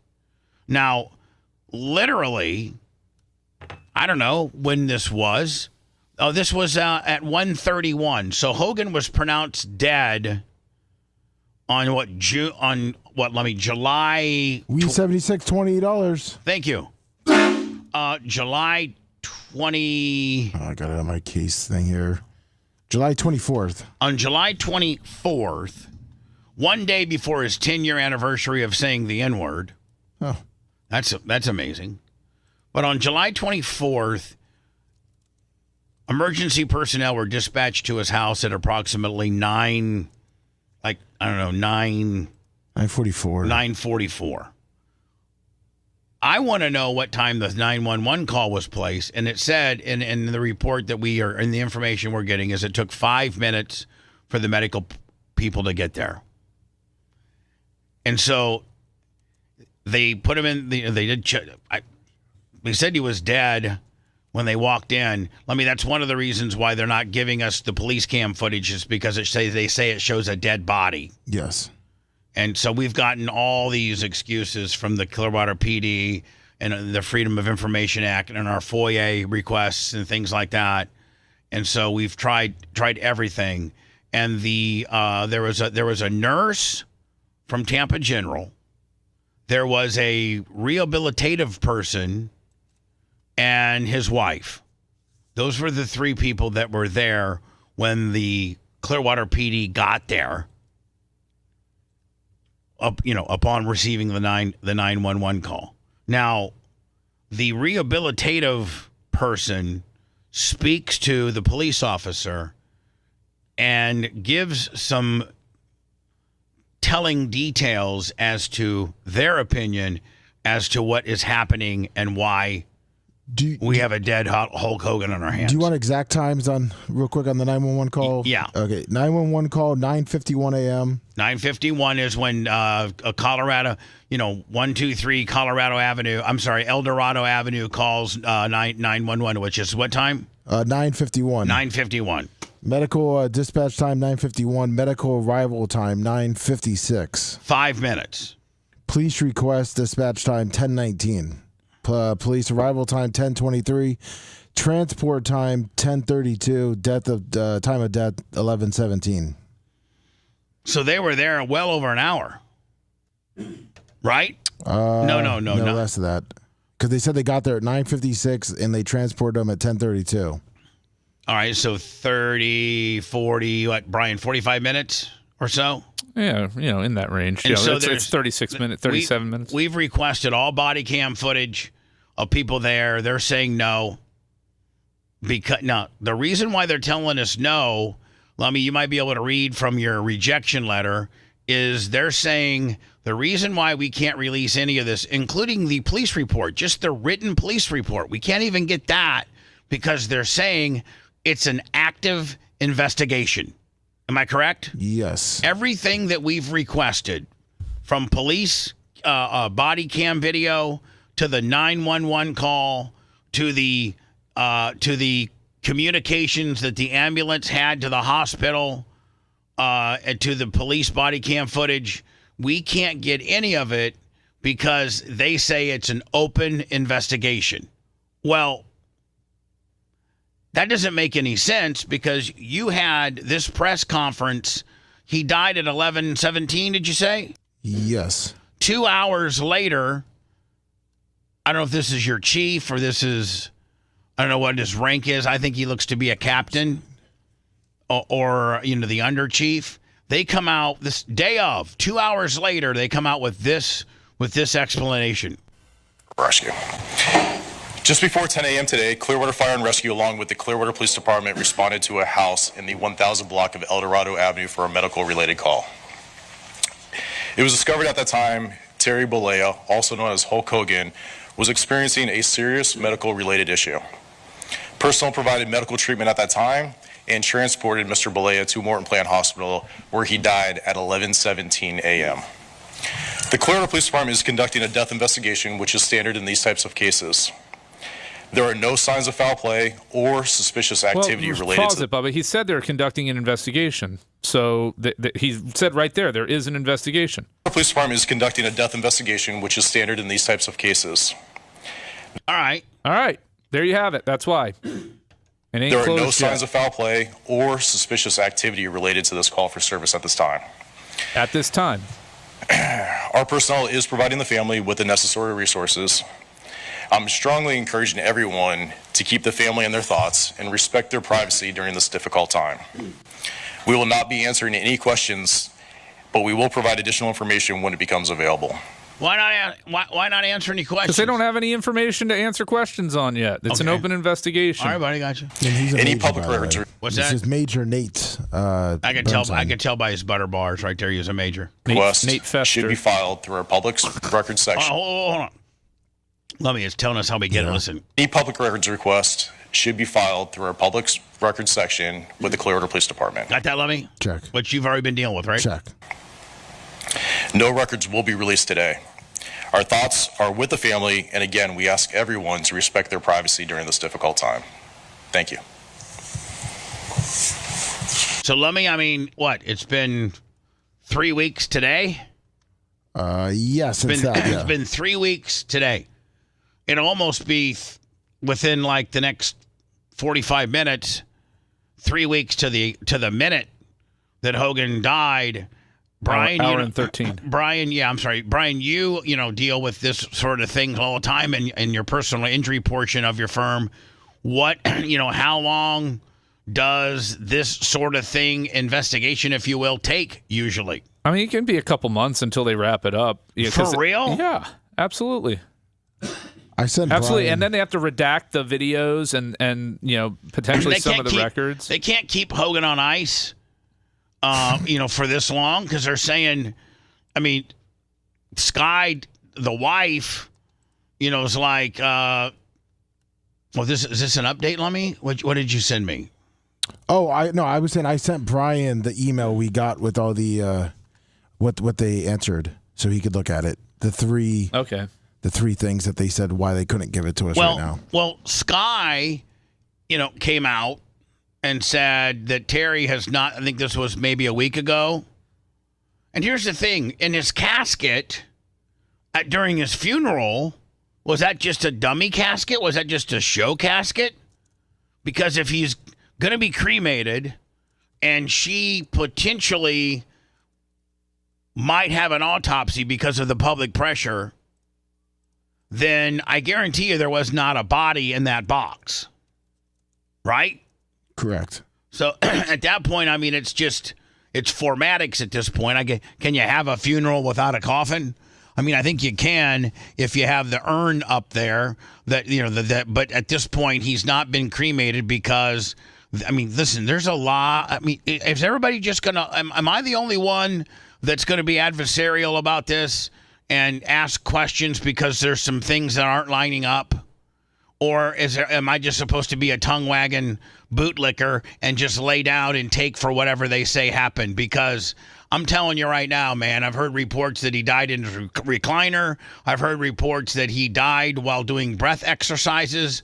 I've heard reports that he was up and moving around and doing pretty well the Wednesday night before the Thursday he died from Jimmy.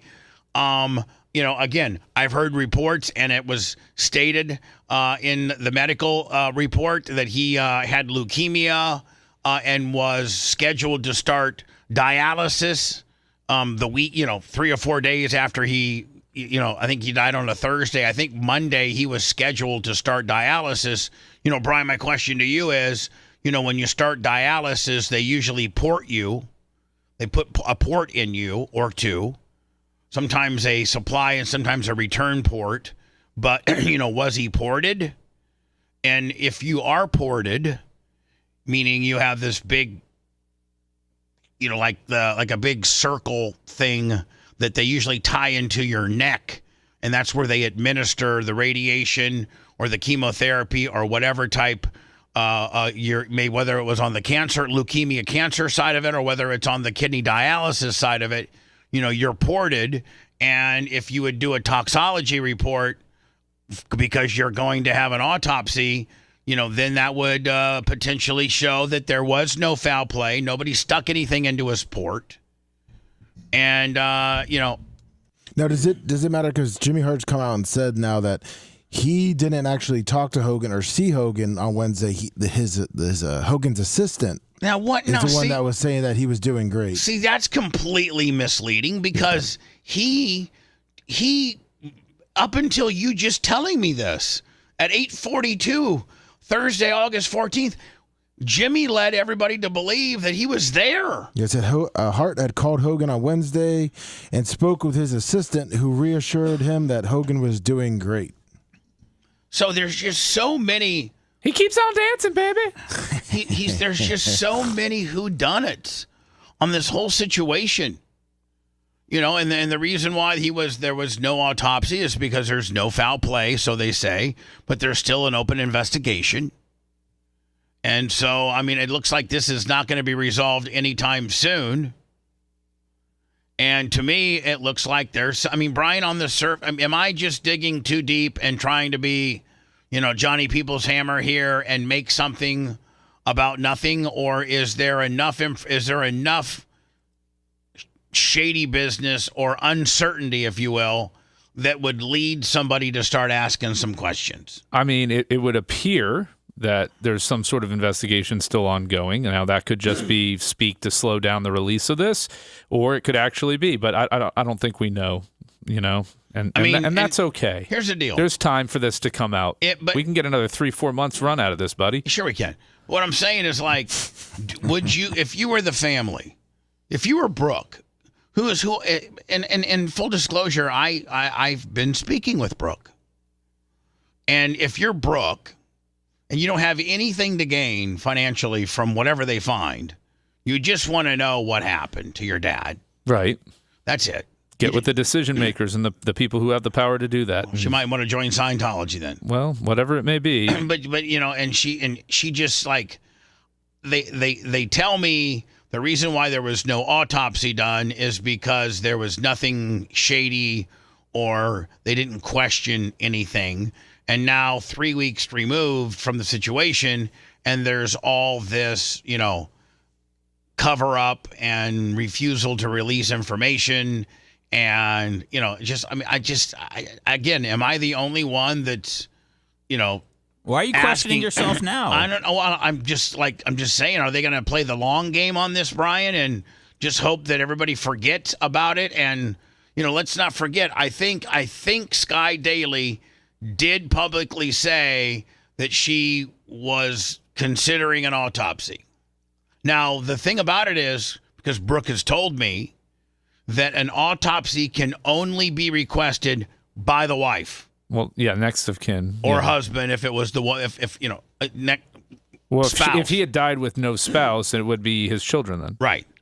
But because he died with a Scientologist spouse, supposedly, Lemmy, she denounced Scientology, and she was out of it after she got baptized at the Indian Rocks deal. And she's a great Christian now, supposedly. But I don't think really that Scientology allows you to do that.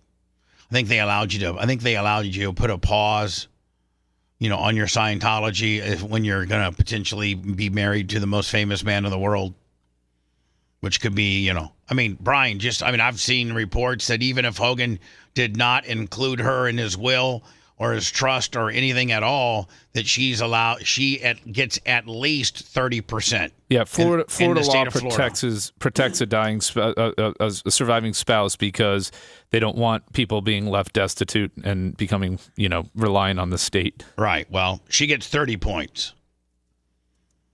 Brooke gets nothing. She didn't want anything. She asked to have herself written out of the deal because she didn't want to deal with the nonsense. And here it is. Look at the nonsense. Look at the nonsense. If I'm Sky Daily, I'm like, man, here's an autopsy. Here's a toxology report. Here's how large his heart was. Here's his kidney situation. Here's the level of leukemia that he had. Here's the AFib situation. Here's how many inches his pythons were. Here's how many inches his penis was. Not quite 10. Pythons and shriveled down to 18. So let me hopefully, just stay on them. Oh, I am.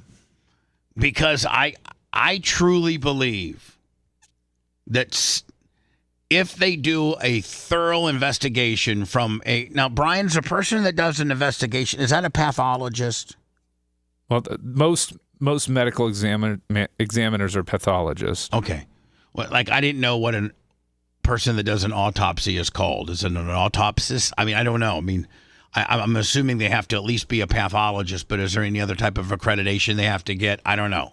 But if they would get a independent autopsy done from somebody that's not in Clearwater that could potentially be influenced by the Scientologists, maybe get one from Polk County or Orlando or Fort Myers or Sarasota to get a complete independent person to do an autopsy so that you could have no potential Scientology influence. I personally think that there was something that was done in a shady manner that might be exposed from an autopsy. And let me ask you a question, Brian, if Sky, who now has been publicly put on notice by Brooke, by this show, by a lot of other people, there's a big public demand for an autopsy. If she shuts it down and says, nope, I'm not doing an autopsy, we're just going to cremate him, doesn't that lead to people, potentially thinking that there might have been a bad guy in the woodpile if she just shuts it down and says no? Not if law enforcement allows her to dispose of the body, because then they're going to be satisfied that there was no foul play. They don't care about the cause of death, as long as it wasn't foul play. Yeah, but they're not medical examiners. No, they're law enforcement. They look at these situations, and if they suspect foul play, then that's going to require them to have to do a blood toxicology report. Well, they probably got the blood from the hospital, whatever was drawn from him when he arrived. I'm sure they do have that. Mm. Yeah, but it's also Clearwater, Lummy, and who runs the Clearwater PD? Scientologist. Let's not forget. Listen, let's not forget that nobody has seen David Miscavige, what's his name? Miscavige. David Miscavige, the CEO, the guy closest to Xenu, almost like the Jesus of the religion. Nobody has seen his wife, Shelley, since 2007. His wife has not been publicly seen since 2007. That ain't right.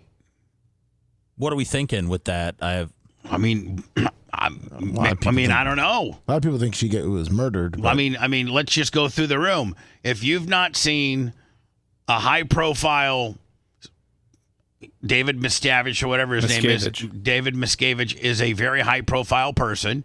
He's the leader of all Scientology. He's the leader of all Scientology, and his wife has not been seen for how many years now? Since 2007. It's only been 18. For 18 years, his wife has not been seen by anybody. Nobody in Scientology. No, and prior to that, she would go to events with him. She'd be seen shopping down Rodeo Drive. She's California-based. And with Amazon Prime, you really don't have to leave the house anymore,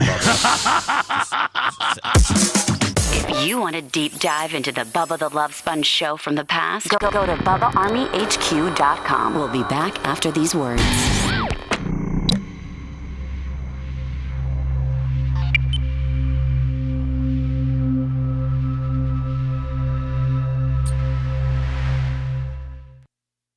On their hands. Poor Lummy's trying to compile multiple body cam footages at one time. He walked and he's left. Are these two stories the same? He's out, Bubba. Yeah, they are, Bubba. He left? Yeah, he's out. What's up, everybody? Taking requests, $20 songs, all morning longs. Get them in before the break ends. Everybody loves my singing. Lummy? Yes, sir. Are these two stories the same? This one? Well, that's like that new one I found. Yeah. So I can get rid of this one? Can you play the Sky Australian? Because I'm pretty sure it has the same clip. This one? No, the one on YouTube, the Sky News. Yeah, that one. What's up, everybody? Play it? Yes, please. They don't want the Bibles released? I don't know. I think, that thing that John Holly... Yeah, that's it. Okay, you can get rid of the X one. All right, so we'll just set this one up and run with it. Yeah. All right. Thank you, bud. No problem.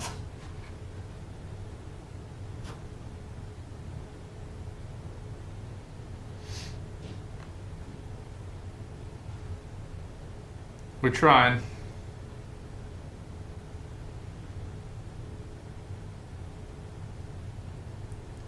And Carmen Sandiego's doing her job, man. California Dreamin's a great song. Mamas and the Papas. All the leaves are brown. Oh, wow. $50 from the great John Costica. I'll make sure you bring him back. He said, sing away whatever I want. Let's see here.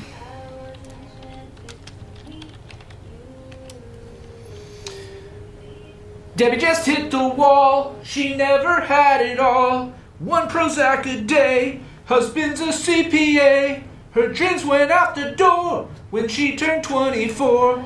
Only been with one man. What happened to her plan? She was gonna be an actress. She was gonna be a star. She was gonna shake her ass on the hood of Whitesnake's car. Her yellow SUV is now the enemy. Looks at her average life and nothing has been alright since Bruce Springsteen, Madonna. Way before Nirvana, there was U2 and Blondie, and music still on MTV. Her 2 kids in high school, they tell her that she's uncool, cause she's still preoccupied with 1985. That's good. Alright, Bubba cut me off, John. That's all you get. 1 verse, 1 hook. For $50 these days. Sorry, Joseph Stylen. Went with something a little more upbeat than California Dreamin'.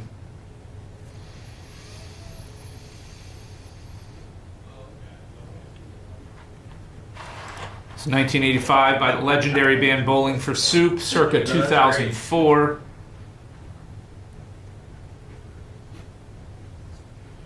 Oh, man. I'm going to request some body cam footage today. Call in, FF Medic. We'll put you on protection or whatever. Of who, buddy? What? Of whom? What did I say? You're going to request body cam footage? Oh, I'm going to just go see the latest news stories and just start digging in. I want to fight a life of crime. You'll be the people's hammer. Me not singing ever again is worth way more than $1,000. You know the story, Seth? What?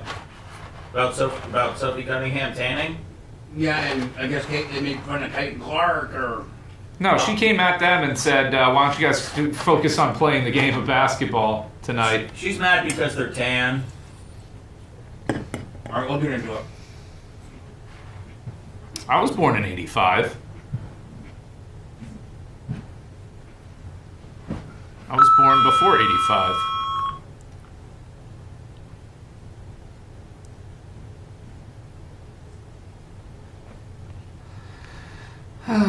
I'm not going to quit my day job. Thank you very much.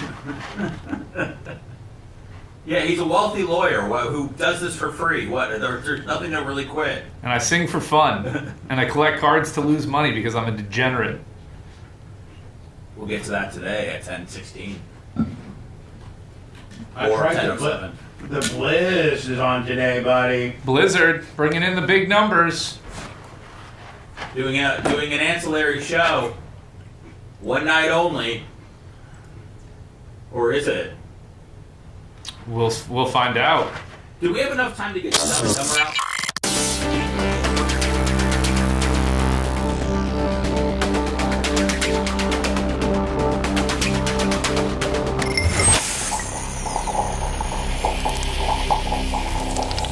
Broadcasting live from the Aquabito Studios. Aquabito.com/Bubba. It's the Bubba the Love Sponge Show.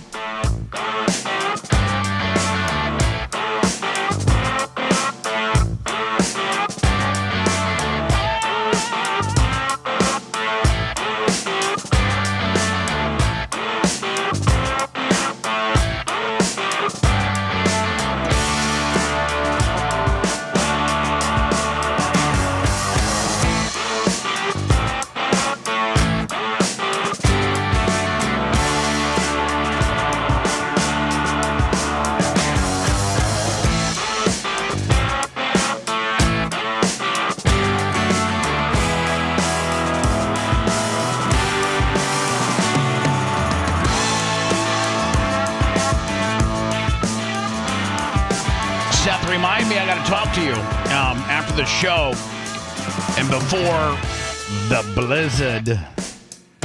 The most downloaded and watched podcast, that and Clement Kush, it jockeys between the two. We're coming for the title, baby. I'll let you have it, my friend. We haven't done one in a while, have we, Brian? Has it been a couple weeks? Were you out last week? Yeah, you were out last week. Saw vacation. We did one the week prior. When Chicago. When Hogan died. Oh, okay. Vince. Now, is his legal trouble still a thing? I think that the lawsuits are still ongoing, aren't they? Right, and I think they're kind of scary. I mean, they're none of them sound good. Right. I mean, like some of them are, I think, involved, like Johnny Laurinaitis and Brock Lesnar and others, where I think he was like grooming this chick and then would pass her around. Yeah, she was like a sex slave. Was she? Yeah. Was she a worker? Was she a wrestler? No, she had a position. She had a front office job. position. Yeah. All right, like just like a, but like a. He hired her. She lived in his apartment building, and her parents died, and he scooped her up from there, and then groomed her. He's a hunter, man. No, he Brian, found his prey. Like Brian, if this would, it would probably be beyond the statute of limitations with regards to maybe sex trafficking or grooming or something like that. But what makes this anything different than what P. Diddy was or did go through? And the fact that, you have somebody that works in your office and you groom her, well, you hire her, and then you have massive amounts of sex with her, and then the way I have read the lawsuit, I could be wrong, but the way I understand the lawsuit is that he then passed her around to a few wrestlers that she was required to blast. And now that's where we are now. Now it's my understanding that it's in the civil courts, not the criminal. Yeah. So, do you think there's a criminal aspect to it, or do you think it may have timed out? Probably just not a very solid criminal aspect to it because, it's like a Weinstein thing, but I don't know. I don't know. It may have timed out. I mean, Lesnar hasn't been big in the WWE for a while, so he just came back. I know. Very exciting. Ooh. Some big missteps in his life. No, talking about this is Vince talking about Hulk Hogan and the racial portion. That was really what got him in trouble. Him blasting Heather really wasn't that big a deal. Meaning, like, as far as detrimental to his career, he was already in the final stages of his divorce. Him and Linda were not living together. Outside of having to answer to Jennifer, his second wife, when this all broke, he was fine with regards to any like they're not going to pull you out of the Hall of Fame or anything like that because you're part of you're blasting your best friend's wife. It killed you, and the N-word killed him, right? Yeah, exactly. The sex tape killed me. And then the N-word, but at the end of the day, it was my tape that the N-word was on as well. It just happens to be the people that stole it strategically. As Hogan took 2 bites at the apple, in the legal system, they had 2 bites of the apple to try to kill me. And the Hogan sex tape, if we were to be honest, the Hogan sex tape was a direct shot at me. In fact, if you look at the complaint that isn't that what, when you're filing a lawsuit, Brian, the actual framework of the allegation as to what happened, it's called the complaint? Yeah, that's what starts the lawsuit. And then if you make any changes, it's called the amended complaint? Yes. Well, they're the second amended complaint of Hogan. Hogan had two shots at this legally, one versus Gawker and the second one versus, Spice Boy, Calta, Cox Communication, Don Buchwald. And so that was the second bite of the apple. And, in the second amended complaint, it says that Hogan was just a victim of radio wars, of shock jock culture radio wars, where one corporation wanted to absolutely destroy their competition so that a man named Bubba the Love Sponge never, ever appears back on Tampa radio again. And it worked at the end of the day. So, and they strategically leaked the N-word tape, Lummy, the July after we first started Bubba 98.7 and we're really starting to get some traction. That's when they dropped it.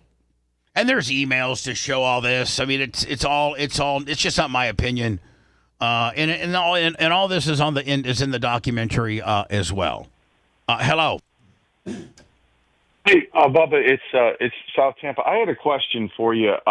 First of all, the Charlie Sheen thing made me think of the Brie Olson thing, right? Because he was with her for after she did the famous walkout. Yep. I'm a huge Babyface mark. I would love to see like a one-off show of Babyface's like life tips, his credit card stuff, his travel stuff. All of that stuff would be fantastic. And Babyface probably. Brian, I don't mean to interrupt you, but you make a great suggestion for potentially a great show. He is the best at like playing the point game, meaning like, okay, I got this credit card and it's 3 times points with gas or lodging. And I think that most of his travel that he does with his wife or just with his boys going to UFC 300, was it 300? 300. UFC is done with his points because he has everything hooked onto it. Like, you don't leave any point on the table, I don't think. Why would you? It's free money. I know, but you're really good at it. Yes, I try to be. Yeah, so... My recommendation, you want a quick credit card tip recommendation? I know Southwest has ruined their model, but they are still giving 1 free bag if you book with a Southwest credit card.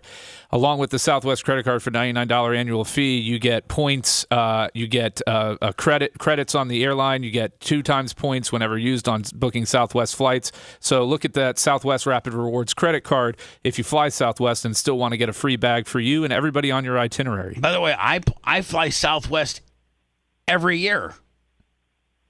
So you're gonna have to start. If you check a bag, you're gonna start paying for luggage now. I don't check a bag. I just bring a backpack. I know you do. I know you travel light, Fleet. But what I'm saying is, I have seen when I'm booking my airfare, it says apply now for a Southwest credit card and get like $200 off this flight. But it's a $99 a year fee, and so that always keeps me from doing it. But you're saying the $99 is eat it because it's well worth it. Well, you get the equivalent back in points. Like right now they're doing, I think, 100,000 point promo, really good promo on the Southwest Rapid Rewards card. Earn 100,000 points after spending 4,000 in the first free month, plus you get your free check bag. But the bad thing about Southwest is you might get a free flight, or you don't get any comfort. Like they don't have any first class seats or anything like that. No, but their chairs are relatively comfortable. They're not as tight as Spirit and some of the other value airlines. And really, what you're getting with Southwest is you are getting comfort because you're getting more direct flights from Tampa than other airlines will provide you. Delta's going to make you connect through Atlanta on most things. United will make you connect through Charlotte or whatever hubs they have. And with Southwest, you can get way more direct flights to more places that you need to go.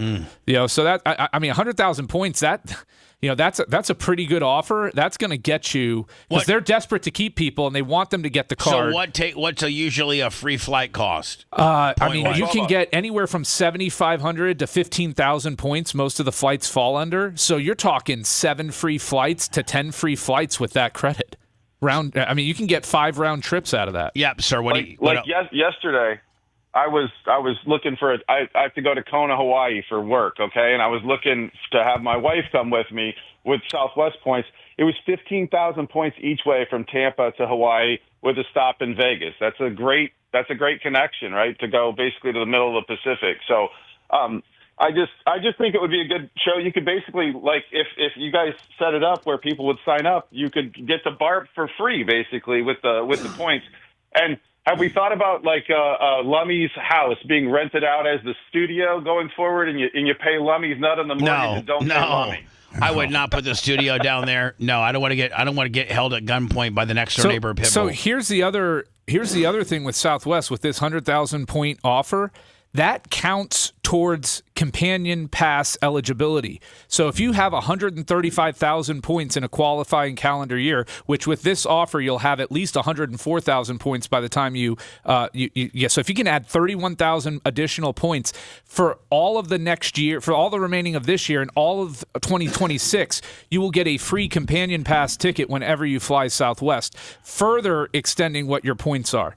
So it's a hell of an offer. Not to mention everything that you charge on that card counts as points too, correct? Yes. All of the charges count, and they have multiplying areas where you get more points for certain categories. Now, where do you go sign up for this card? Just type in Southwest 100,000 point offer, and you can find it. I'm gonna do that. Hopefully my 410 credit score will get me through. They're taking anybody these days. I'm sorry for the hijacking of the show with that question, but it's okay, buddy. I think it would be a cool one-off. Appreciate your input. Thank you. So Vince McMahon was asked about the N-word controversy and what it did to Hogan. And this is Harvey Levin. I'm assuming this is part of the Hogan documentary that TMZ just whipped up in about a week. Yes. Some big missteps. By the way, the real documentary, the documentary about Hulk Hogan that has never been told, the documentary about Hulk Hogan that most people don't know, that's been swept under the table under the guise of a legal sealed settlement. The basically the documentary that I'm a part of breaks down the Hogan versus Cox lawsuit that never happened because Cox wrote in what I was told, don't know it to be true, but allegedly a $52 million check to Hulk Hogan to go away because his sex tape had been, again, allegedly circulated around management and at one time was on the Cox management, was on the Cox server.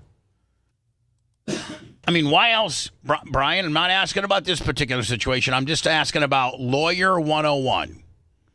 And if your guy that you're defending, your company or your persons that you're defending are so guilty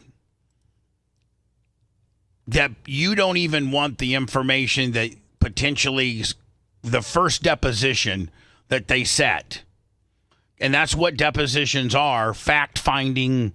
That's where you cast that very wide net to start building your case, is through depositions, correct? Yes. Discovery and depositions, the 2 Ds. Yep, that's where you lock everything in. I mean, you have a pretty good idea for the most part when you're building the case, but that's where you start locking everything in. That's where you get people to maybe perjure themselves. A lot of times you'll have the answer to the question you're asking, and they'll lie, which makes them look less credible. Also could potentially hold them in contempt. But there's only a reason when a major corporation settles before the very first deposition. That's because they got you so nailed. Again, this isn't necessarily about this particular case, but just Lawyer 101, you settle before depositions when they got you dead to rights. Am I right, Brian? When they got you dead to rights, and everything they're going to ask is going to just get shoved up your ass. Or you don't want more damaging information to come out that they may not be aware of. Right. Again, dead to rights. You write that check before deposition one, and the first deposition that was scheduled in Hogan v. Cox was Mike Galta. The lawsuit was settled before his deposition.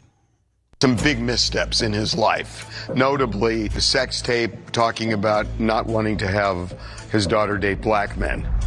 Hogan is heard on the tape saying, I'd rather, if she was going to some, I'd rather have her marry an 8-foot tall worth $100 million, like a basketball player. He had made some racist comments on a call to Nick in jail. Phone dialogue here. That means my best friend. It was unforgivable. And I was like aghast. What happened? And when those things occurred, that's not like him. What in God's name is going on? On the second, some big missteps in his life. It's cool to see him and Missy Beefcake go to the same plastic surgeon. That was a good one. We got killed the other day. We were talking about Vince McMahon, and then people were saying how we look worse than he did. So yeah, I'm saying that he's a very handsome me gentleman. too. When you have that much money, you should look better than that. That's Seth, all I'm saying. I'm actually going to go to Dan and say, take a picture of Vince and say, make me look just like him, baboon lips and all. Hello. Jeez. Hello. Yes, sir. God, I'm sorry, am I on right now? Yes, you are. Okay, my name is Lee Cole. I have a show on here called Wrestling with the Devil. And first of all, I'd like to say you guys have been doing a great job covering this whole thing with Hulk Hogan, all the peculiar things going on. And what I wanted to talk about is I had somebody do some research for me, and I found out where the money's going. That Hulk Hogan, being that he died now, and what's going on with his corporations. And I'd like to share it with you. Okay, please do. Okay, so he has there was two major changes in two corporations in Florida. One was called Big Blondes, LLC. It was turned over to Nick Hogan, and it's in filing right now. And then in his maiden corporation, Terry Balea, this is the original one. That was just amended too, and that was turned over to Nick. So, and I'm kind of surprised by that, but I'm not sure what kind of hold his wife has on Nick, whether that would affect Nick. But it seems like Nick is walking away with the prize package here. Oh, I'm sure he is. I mean, Brooke took herself out of the will completely. And by the way, Bubba, this guy's 105,000 subscribers. Oh, okay, great. Yeah, this is the guy that talked to the TSA. Well, I'm glad you checked my show. I've been doing a lot on this. Yeah, well, I've really been backing you up too, Bubba. We played him before. I think you emailed us a couple times about getting Bubba on your podcast. Yeah, and they were ignored. Yeah, I saw him. Lummy, you need to get back to these people. Lummy, come on, man. Boo, Lummy. Everybody, I never saw an email. Well, we know you're not. I've been getting abused. I've been getting abused like you. Basically, when I started saying that when a man disappears like Hulk Hogan and doesn't say anything, something's very wrong. And hopefully, didn't want to hear that. Hopefully, you were, potentially listening and watching what I was saying, because I was dead on. And if you were parroting that would cause you to get a ton of heat. I got a ton of heat, as you know. And now you know that you and I were right. And listen, I'm trying to track down further whodunnits. I think that there's something. I still think that there's some shady stuff going on. And hey, listen, maybe next week. What now is your podcast? Weekly, daily? Like how often do you do it? I've been, you know what? I've been doing a lot of daily stuff because there's a lot going on right now. I have parroted you, and I have been using a lot of your stuff. Don't take that personal. No, not at all. I'm actually honored. Thank you, bud. Now that I know your numbers. But a lot of people have given me grief for years. My brother was Tom Cole. He was the original ring boy that sued Vince McMahon. I've sat down and negotiated with Vince McMahon. The company's put me through hell over the last so years. your brother was Tom Cole, the original ring boy that I think they passed around and was sexually molested, I think, by like Pat Patterson. They tried to pass him around. Terry Garvin, basically, when he left the company with Terry Garvin, they gave him a job back, and then they fired him because Terry Garvin offered him drugs and everything for sex, and my brother refused. And at that point, Mel Phillips at that time, they gave him a job. He was going to run the warehouse, but Mel Phillips went back and told him that they were going to let him go. And Mel told him, you know how it is around here. Now you stated that you negotiated with Vince. Did you get your brother any type of financial relief from what he'd been through, or no? Well, actually, when this whole thing started in 1992, we were just a couple street kids. We didn't realize what we were up against. And my brother basically settled for a couple years back pay. It really drove a wedge between me and him because I disagreed with it, and I knew what they were going to do. At that time, my brother's lawsuit, when it originally came out, the agreement was when Vince McMahon signed an agreement that Terry Garvin, Mel Phillips, or Pat Patterson cannot come back to work for the company ever. So what they did is they basically got me out of the way, basically. And Linda McMahon spent the next year getting my brother to sign stuff. He knew no better. He was just a kid. He was 19 years old. And he signed a thing that said that Pat Patterson can come back to work. Vince begged him. Vince said, "Look, we need Pat Patterson. Can you please take that part out of the agreement that we made?" And my brother did. Pat Patterson was a very integral part of the booking process and the creative and the talent relations. So I can see where they needed Pat, but Pat was a known known homosexual in the locker room, but none of the boys cared because he didn't he didn't push himself on anybody. But there were rumors circulating that Pat would prey on a ring boy like your brother or somebody like, but he would never. He would walk past. What he used to do is walk past my brother, lick his lips, and check out his crotch, and sometimes smack his ass. Seth does that to me every day.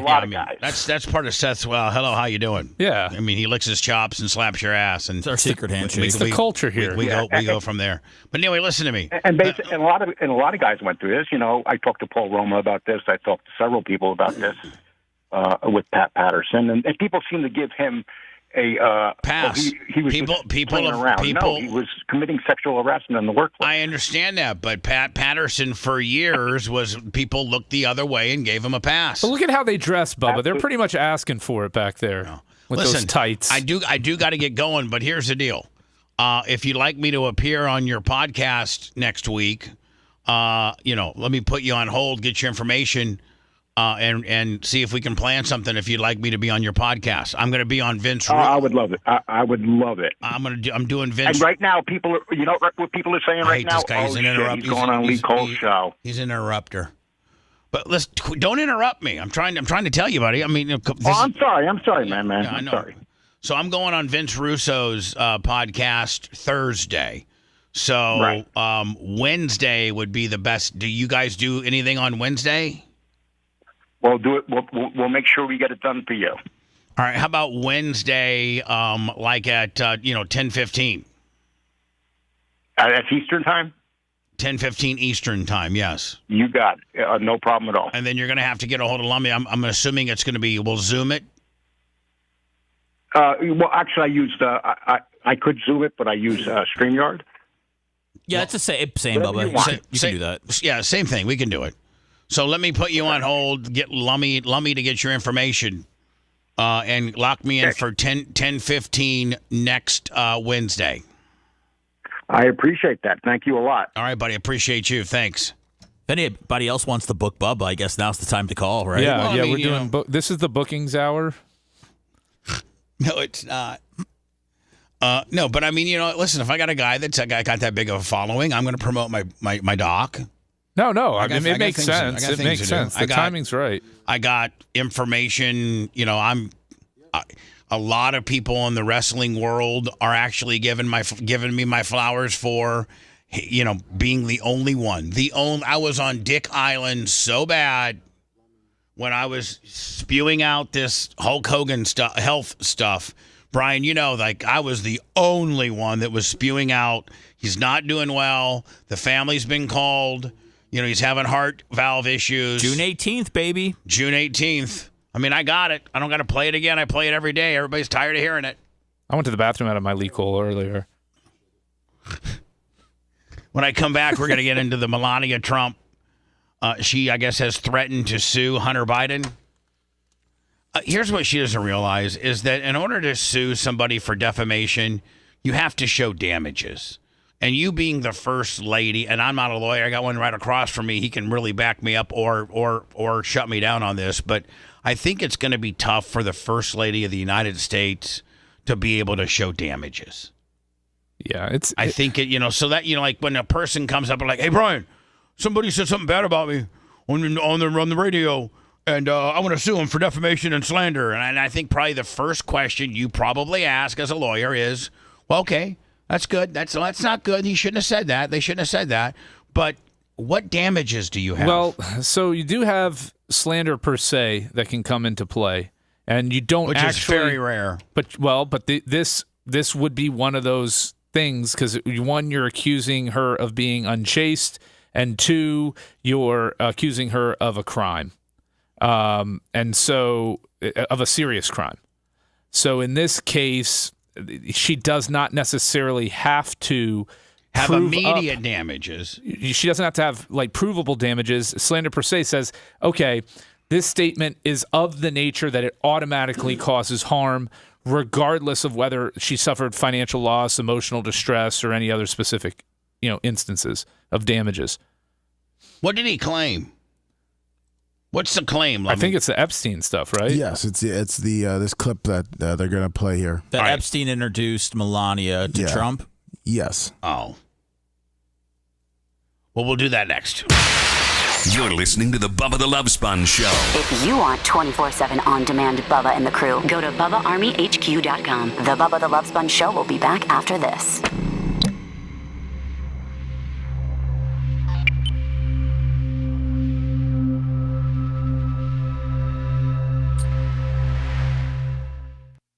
But he got the answer he wanted. I know, and I get blamed. All right. It is what it is.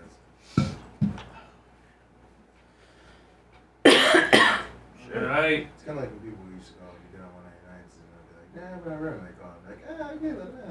And I'm like, maybe there. All right. Last chance to get a song request in, everybody. Babyface Brigade's been okay with the money today. I'd like it a little hotter and harder. If you can up it a bit, let's call out the brigade. Give us a thumb in too on YouTube. You know you love it. And vote for me. Creative Loafing's Best of the Bay, Best Attorney, Best Law Firm, Best Podcast. Brian Matroni, Hunter Law, The Blizzard. Vote for Babyface. Just me. Actually, 70% of your vote goes to Seth. He takes a bigger cut. Oh, nice. Yeah. Net Sitzerp, you got all, same as it ever was, but it's $20. $20. I'll sing Thomas Dolby, Blinded Me with Science, no problem. $20. We have rules here. We have standards at the BRN. Pay for play.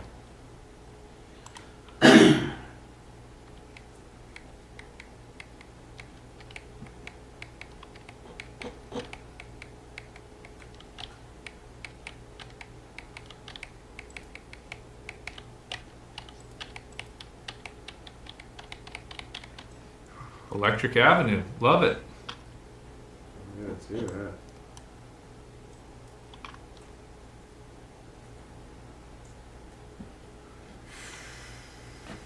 I'm not giving it up.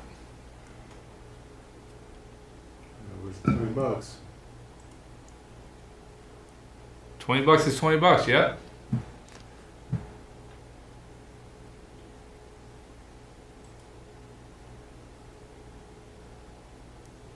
That was her first ever podcast interview. So apparently you just have to be fucking Taylor Swift to get her on your podcast. It's their Glenn Longnecker.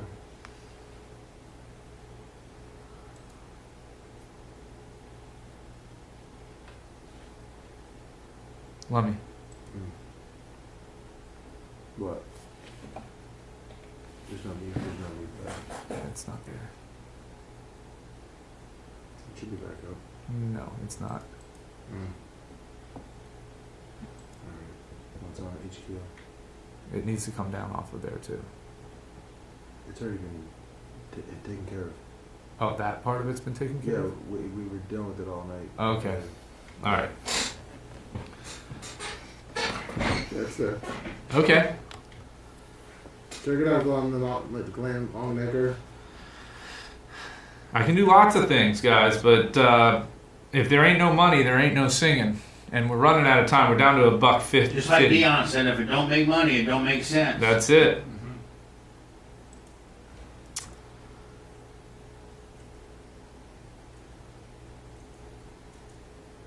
Bubba's going on with the leak hole.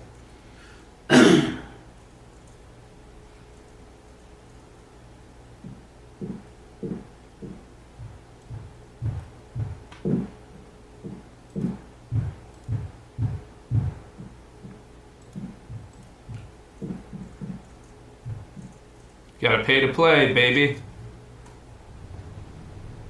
Maybe people are saving their shekels for the Blizzard 199. Maybe they are. Maybe you shouldn't be a shekel saver, and you should just throw your shekels on me. The judges frequently ask me to sing for them.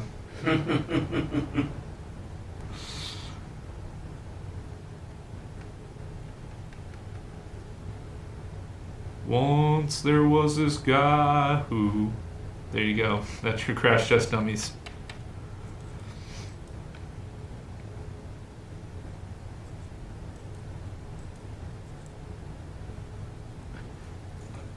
Keep trying, medic. The phone line's jammed? Yeah. No. No? Well, he's full of shit. That's about a good amount of people that can Yep. This makes it in on hold. If they...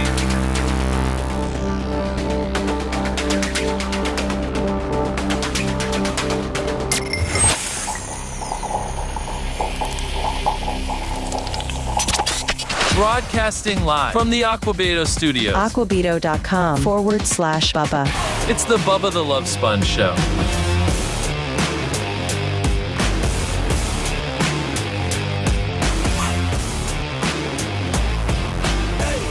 813-902-8222 or 813-90-BUBBA. Let me take this one quickly.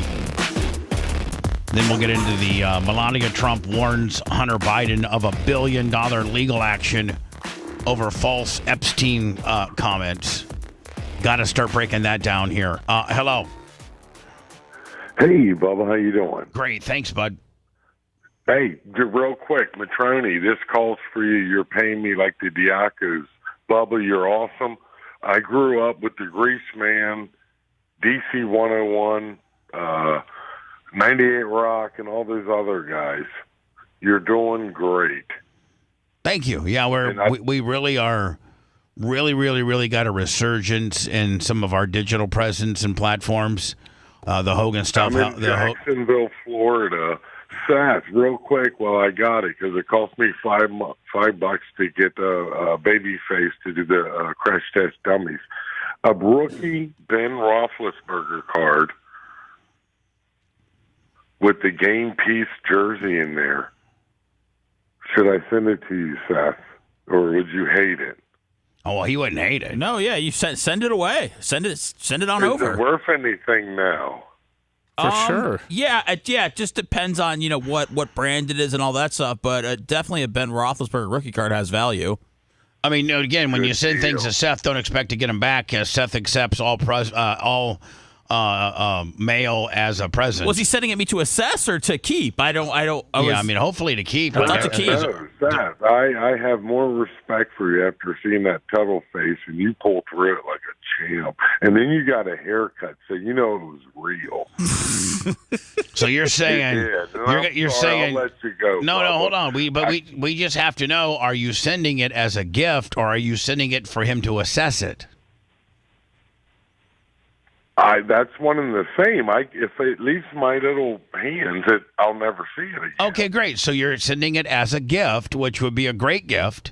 So I just want to make sure you don't expect it back for Seth to, grade it and say, yeah, it's worth some money, and then I need to send it back to you. I want to make sure that when you send it here at 5021 West Nassau Street, Tampa, Florida, 33607, attention Seth Kushner, that indeed, it's Seth's to keep. It's you're such a generous man from Jacksonville. You've been a friend of the show for so long, and it's your way of saying thank you, Seth, for being cool and being a co-host. And He used to party with you at Shades, Bubba. Anything for the Pittsburgh Steelers, and if I can sway him my way, then yes, because I have Aaron Rodgers.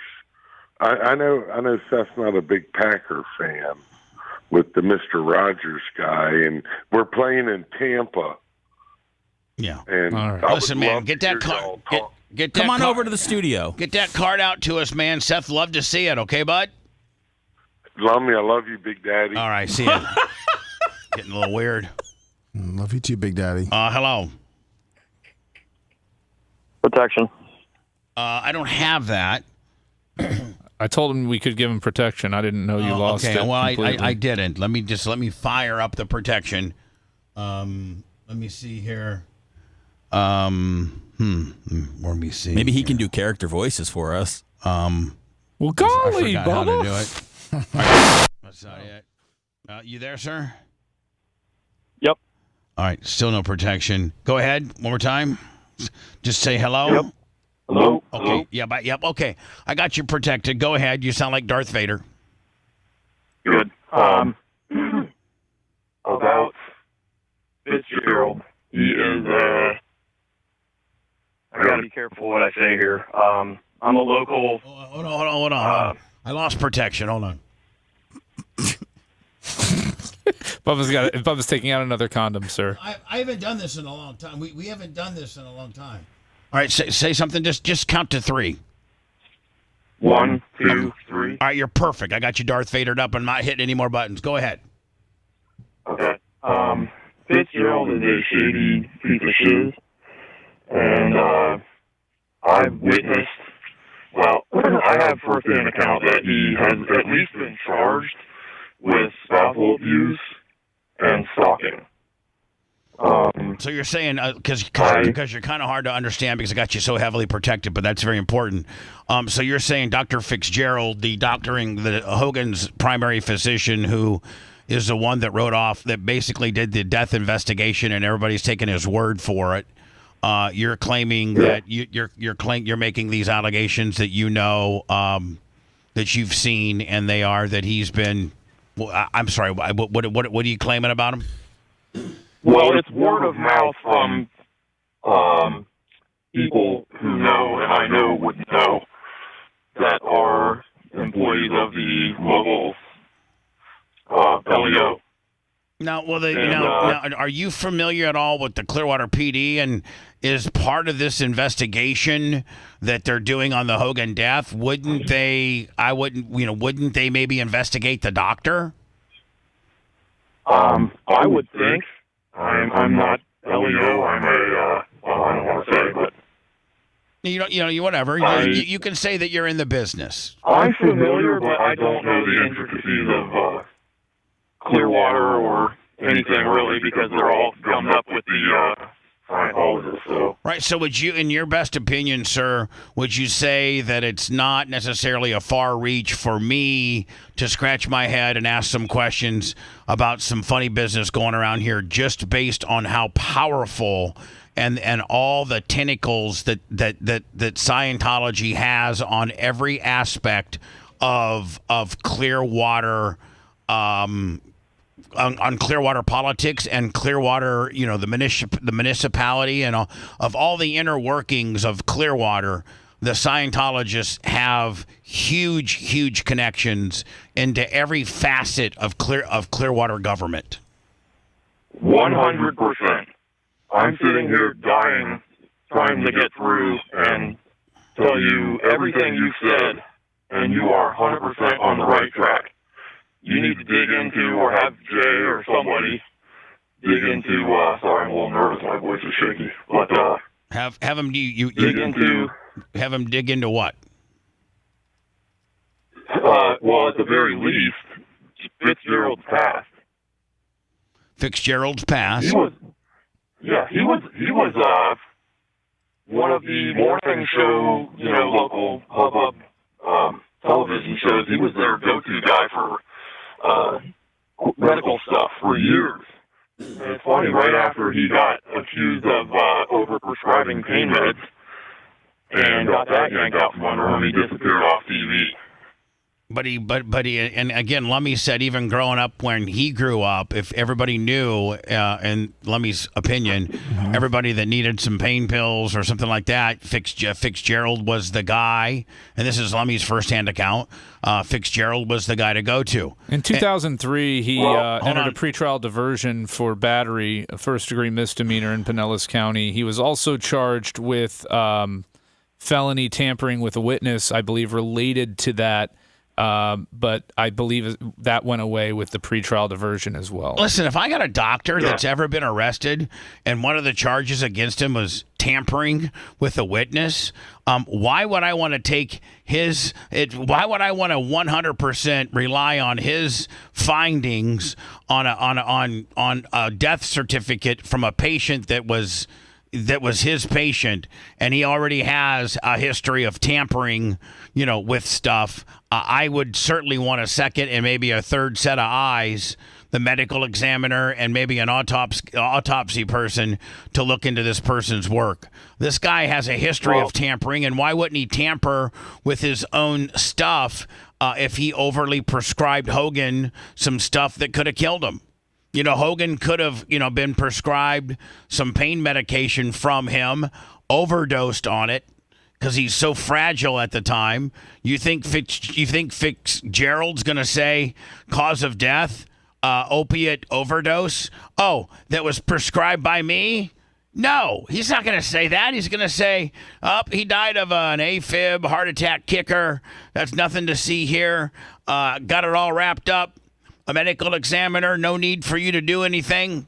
Let's just go ahead and get this thing cremated as quickly as we can. That's what Terry wanted.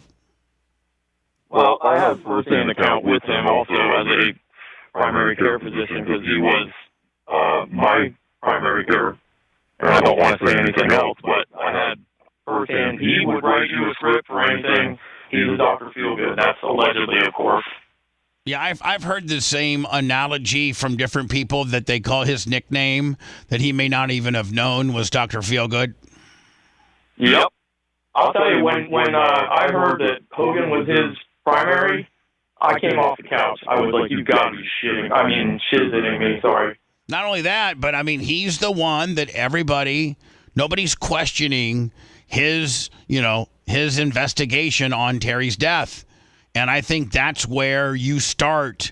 If Clearwater or anybody, the state of Florida or FDLE or whoever's looking into this, I think you start your investigation with Hogan's primary doctor that signed off on the death certificate. I think that's where you start. Yeah, there's 100% you're on the right track, and props to you. And if you guys want to get my info, obviously off the air, I would be happy to give you further stuff, but I'm just scared I'm going to incriminate myself. But you're on the right track, dude. Nobody can even begin to tell who you are. I got you so Darth Vadered up, but I will let me put you on hold privately. I'd like to speak to you privately for maybe to give me some more rabbit holes. Yeah, I'll give you what I got. Okay, let me put you on hold, okay, bud? All right, man. All right, man. Thank you for that call. And Brian, thank you for sniffing it out and offering protection. I needed to make sure the protection machine works, and it does. We got it dialed in. Let me do words. We'll wrap the show up with the Melania is going to sue Hunter Biden gimmick. If you love that segment, then check out BubbaArmyHQ.com and do a deep dive on past shows. The Bubba the Love Sponge Show will be right back.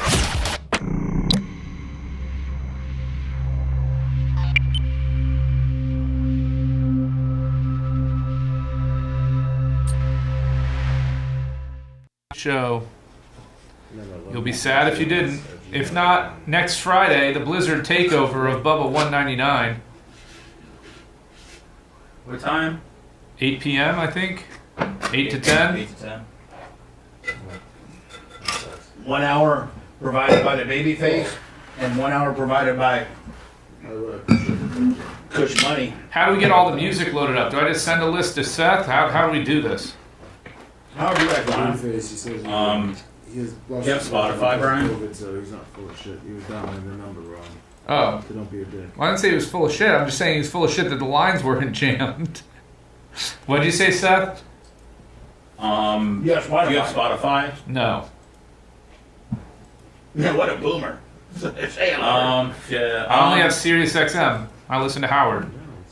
Well, just handwrite whatever you got, or handwrite. Can I type it to you? Oh yeah, I mean yeah.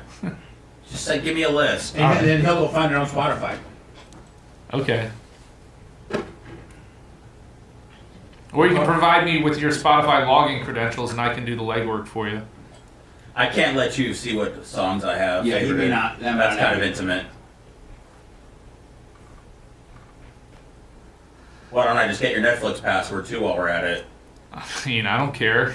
You're gonna see that I watched Jim Jeffries' comedy last night. Yeah, I'm gonna learn all about you. He had a good line. He said, "AIDS was the original Ozempic." See, and that's why I wish I would have found that out on my own.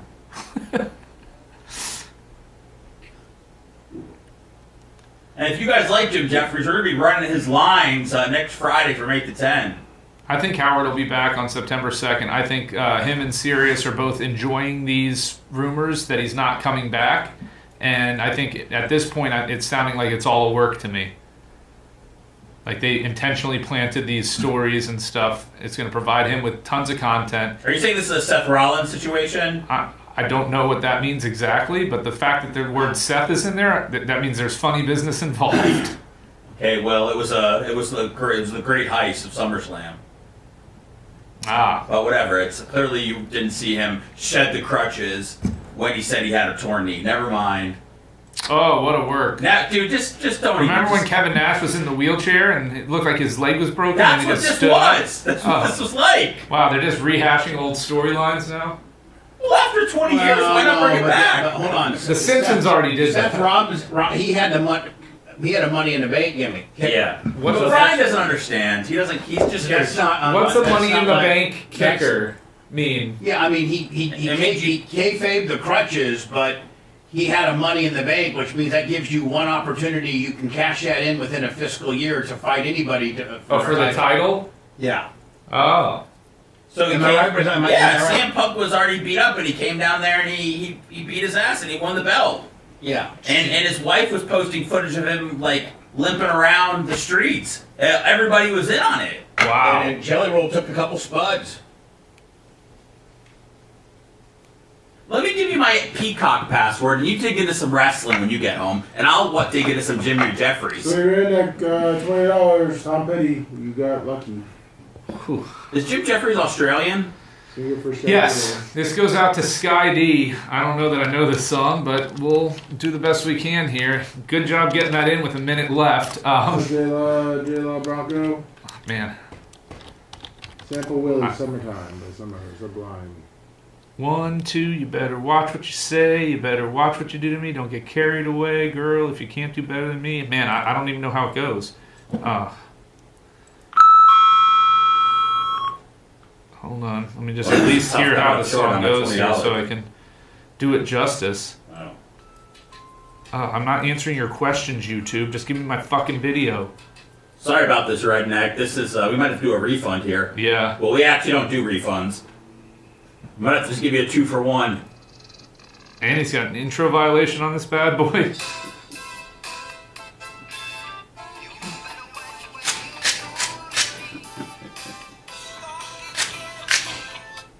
You better watch what you say. Sounds like Adam Sandler. You better watch what you do to Happy me. Gilmore too. Yeah. Don't get carried away. I liked it. Girl, if you can do better than me, Hello, go. Yeah, go.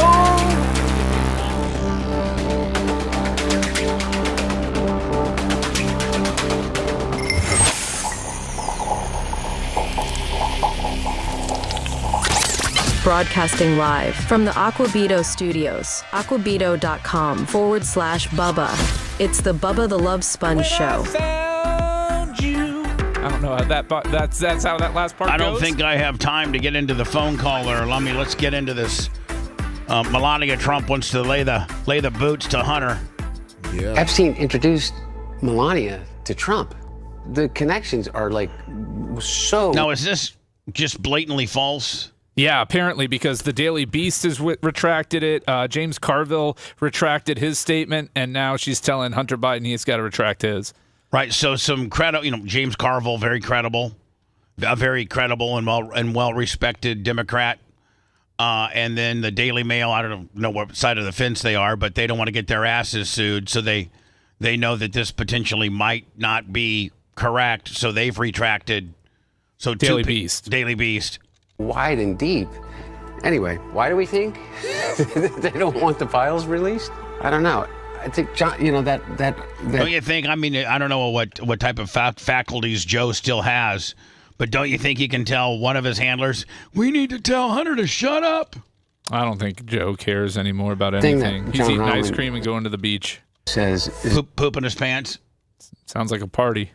Like a long time ago, I think is the most accurate kind of assessment of them, which is everything is projection or confession. This letter was sent August 6th, though, so we're 8 days later. So when he puts out that tweet, he says, Epstein now is the Russia hoax or the Hunter Biden laptop. The laptop from hell, which the Democrats swore came from Russia. No, it came from Hunter Biden's bathroom. Like, I wonder if it works. I will sue you. I do not mess around. She looks like Caitlyn Jenner there a little bit. Ouch. Mm-hmm. First Lady Melania Trump has warned Hunter Biden of serious legal action following the former crack addict's inflammatory statements. You get caught smoking crack one time on tape, and all of a sudden you're a crack Now addict. you're a crackhead. Man, Melania, what a tough world. Don't we believe in second chances? I'm joking. I think it was 2 or 3 times. Hunter Biden's kind of a scumbag. We do believe in second chances. Stephen A. Smith said... if you ain't in jail and you are in a position to contribute to society, everybody requires a second chance.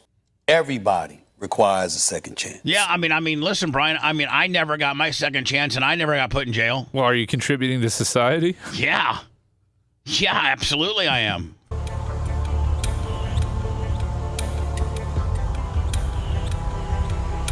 Melania is seeking an apology and for the content to be removed following Hunter's false, defamatory, disparaging, and inflammatory remarks.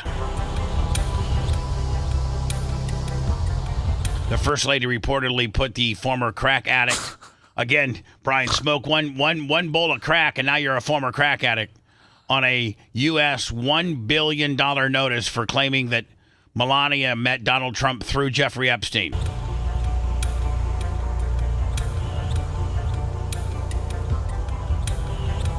I mean, where do we know indeed where they did meet? I believe at a party, Was it an Epstein party? Yeah.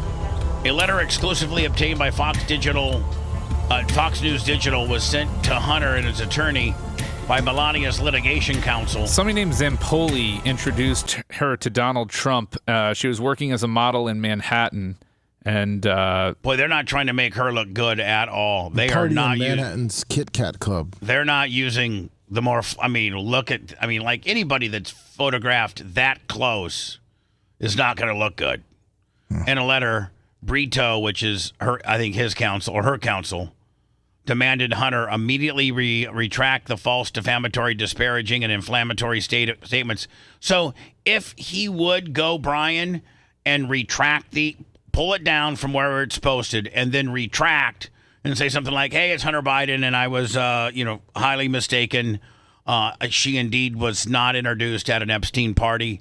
And I am sorry for my incorrect information. Would it then go away? I mean, would it be okay? Yeah. At that point, it's resolved. Because she's asked him to stop and retract. Yeah. And if you don't, here comes the $1 billion, but you do have a chance to make it right. So if you're Hunter, aren't you as soon as you get done off the crack bowl today, making a nice little TikTok video saying I was wrong? I guess it depends on where that crack gets you. What type of high he gets from it. Does he get a nice, friendly high, or does he get a combative high, right? Failure to comply will leave Miss Trump with no choice. So they're giving him an But opportunity. he had until August 7th at 5 p.m. This is really old news. I got it from Lummy. No. The story, I think, broke yesterday. Jesus. But what I'm saying is... Lummy, don't get mad. I'm just telling you where I got it from. I got Johnny Fact Checker over here trying to make me look stupid. I'm not trying to make you look stupid. I understand the story came out yesterday afternoon. I'm saying it's over a week past it, or we're at a week past his deadline to retract it. So if he hasn't done so by now, then she has the ability to sue him. Has he retracted it yet? I don't know. The Jeffrey Epstein investigation is that both Bill Clinton and Hillary Clinton were subpoenaed, along with numerous attorneys general, one of them going back to... Oh, wait, man, this Epstein thing still got legs. I thought I had it taken care of when I had him killed. The Bush administration, so we're talking 25 years ago. This guy lost his job over the sweetheart deal he cut, did he not? As he should have. Yeah. I didn't know that was under the Bush administration. So the Bush administration's the one that gave Epstein a sweetheart deal? Every single administration so far has been involved in some way, shape, or Be form. Investigated by a House committee that's looking into how the government handled everything around. Oh, wait, man, what you got in inventory there, Jeff? What you got? You got anything about 20? Let me see this year's catalog. Now, Jeffrey Epstein. Let me see this year's catalog, man. It's like J.C. Penney back in the day. Epstein, the billionaire pedophile who I'd like killed a Peruvian himself. Blonde. Oh, man, I got Rosie O'Donnell's sister here. In 2019, when he was awaiting trial on sex trafficking charges. Will this result in people actually telling the truth about what they were doing on Jeffrey Epstein's plane? Bill Clinton... I'll tell you what I was doing. I was flying. That's what you do on a plane, fly. Flying like Hunter. Flew 26 times at least on... I will tell you, man, the one time I got to speak with President Clinton, it was just so surreal. Whether you like him or not, man, to speak to a former president. Probably the only one probably the only one you couldn't really get a good kick out of would be Jimmy Carter, because he didn't really, I don't even know that he could talk, but to be, I mean, well, he's dead now. I know, but I'm just saying, like when I was in John Morgan's office and he dialed up Bill Clinton and we talked for probably 3 minutes. It was just so surreal. Like I was like, I'm talking to Bill Clinton and he called me a rascal. The private plane that was called the Lolita Express, because there were a lot of girls and young women on it. Bill Clinton could invoke executive privilege. And man, Brian, they already tore the motor off the Lolita Express. Look, see it? Yeah. The one motor's tore off. Not testify, but I think the other ones are going to have to do this. So, I mean, the big thing about this is it's a huge symbolic push to show that the Trump administration is looking deeply into the investigation. And this comes on the heels of the Deputy Attorney General, Todd Blanche, going to Florida, going to the Tallahassee prison where Ghislaine Maxwell was being held. So Ghislaine Maxwell being the madam who was... I heard, didn't we get reports that she sang like a canary? Yes. Like she answered all 100 questions? Yes, she did. Working with Epstein to... And then was immediately transferred to like the lowest... Yeah, the nicest prison she could be in. She's there with that Theranos bitch. She's in there with that girl. Yeah. The girl that did I heard that the place that Maxwell got sent after her after she answered all 100 questions, that like it doesn't even have a fence. No. Like it's not even like you can just walk out the front door and walk away. That's how much of a trustworthy, low minimum kind of deal is. Provide him with all of these young women. She was interviewed a couple of weeks ago, and she's asked for total immunity from prosecution in order to appear before the House panel. So there's a lot of... Brian, they'll give that to her, won't they? I don't know, man. You don't think so? You give somebody who's involved in child sex trafficking complete immunity? I mean, if you got some targets in sight that absolutely nails them to the wall and exonerates you, it's all politics. I know. You know that. I mean, it all ends up being politics. I think they're waiting to see if the Supreme Court does them a solid and they don't even have to deal with that because she gets, found that she gets immunity under the Epstein deal. Interesting things going on. And of course, Trump is doing this because he was so heavily criticized by his own base for not coming clean on what's going on with the... Who's that hottie? Oh, a chick you met on Epstein Island. Jeffrey Epstein investigation. I don't know. I don't know where this is headed. Other than I bet you they give her anything that she wants is based on. I mean, they're not gonna bring her up on the Hill, Brian, without knowing how she's gonna testify. She's gonna say exactly what they tell her to say. Exactly what I'm saying. Like, I mean, exactly what she traded to get to Texas for. Right, and for Texas is just a hopping stone to being at home. Probably. I'm pretty much done. The Blizz is next. You guys are all lathered up and ready to go? Thank you. Yes. Lummy, you good, bud? Oh, great. What's wrong? Nothing. He had a rough day. Lummy, what's wrong? Are you okay, buddy? Are you mad at me? No. Brian tried to throw you under the bus, but I'm here for you. I didn't try to throw him under the bus. It came out the wrong way. I apologize, Lummy. That wasn't and what Lummy, my you know what? was. And Lummy, what you know I'm what? saying is that, and I it's apologize, past the time. and I apologize for Brian being a dick. Oh, please. I have no heat with Lummy. I'm not mad at anybody. The only heat is Tuttle and Dan, and we're going to wait till Monday to hear how that plays out. The Blizzard, the #1 podcast in our little podcasting world, starring Seth Money Kushner and Brian Babyface Matroni. Probably, 15 minutes away? Oh, yeah. Fantastic. I'm going to see Buck Lummy in Ocala. Buck, I'm on my way, baby. Thanks for letting me finish. You've been listening to the Bubba the Love Sponge Show, starring me, Bubba the Love Sponge, co-host and show historian Lummit. It's Seth, co-host and president of podcasting. It's Brian Matroni, king of counter programming. You're wiring up. It's Mini Macho. The BRN agent, Thomas Buttoned Up B. Co-host Dr. Dan Diaco, Esquire of Council. Co-host J. Diaco, Esquire, the Spitting Cobra of Council. Now, time for the legal disclaimer. Exactly. The Bubba the Love Sponge Show is intended solely for the enjoyment of our listening audience. Any rebroadcast, retransmission, or other use of this show without express written consent of the Bubba Radio Network is prohibited. We must dissuade him of this delusion. Until next time, always remember. I'll repeat hello. I'm back.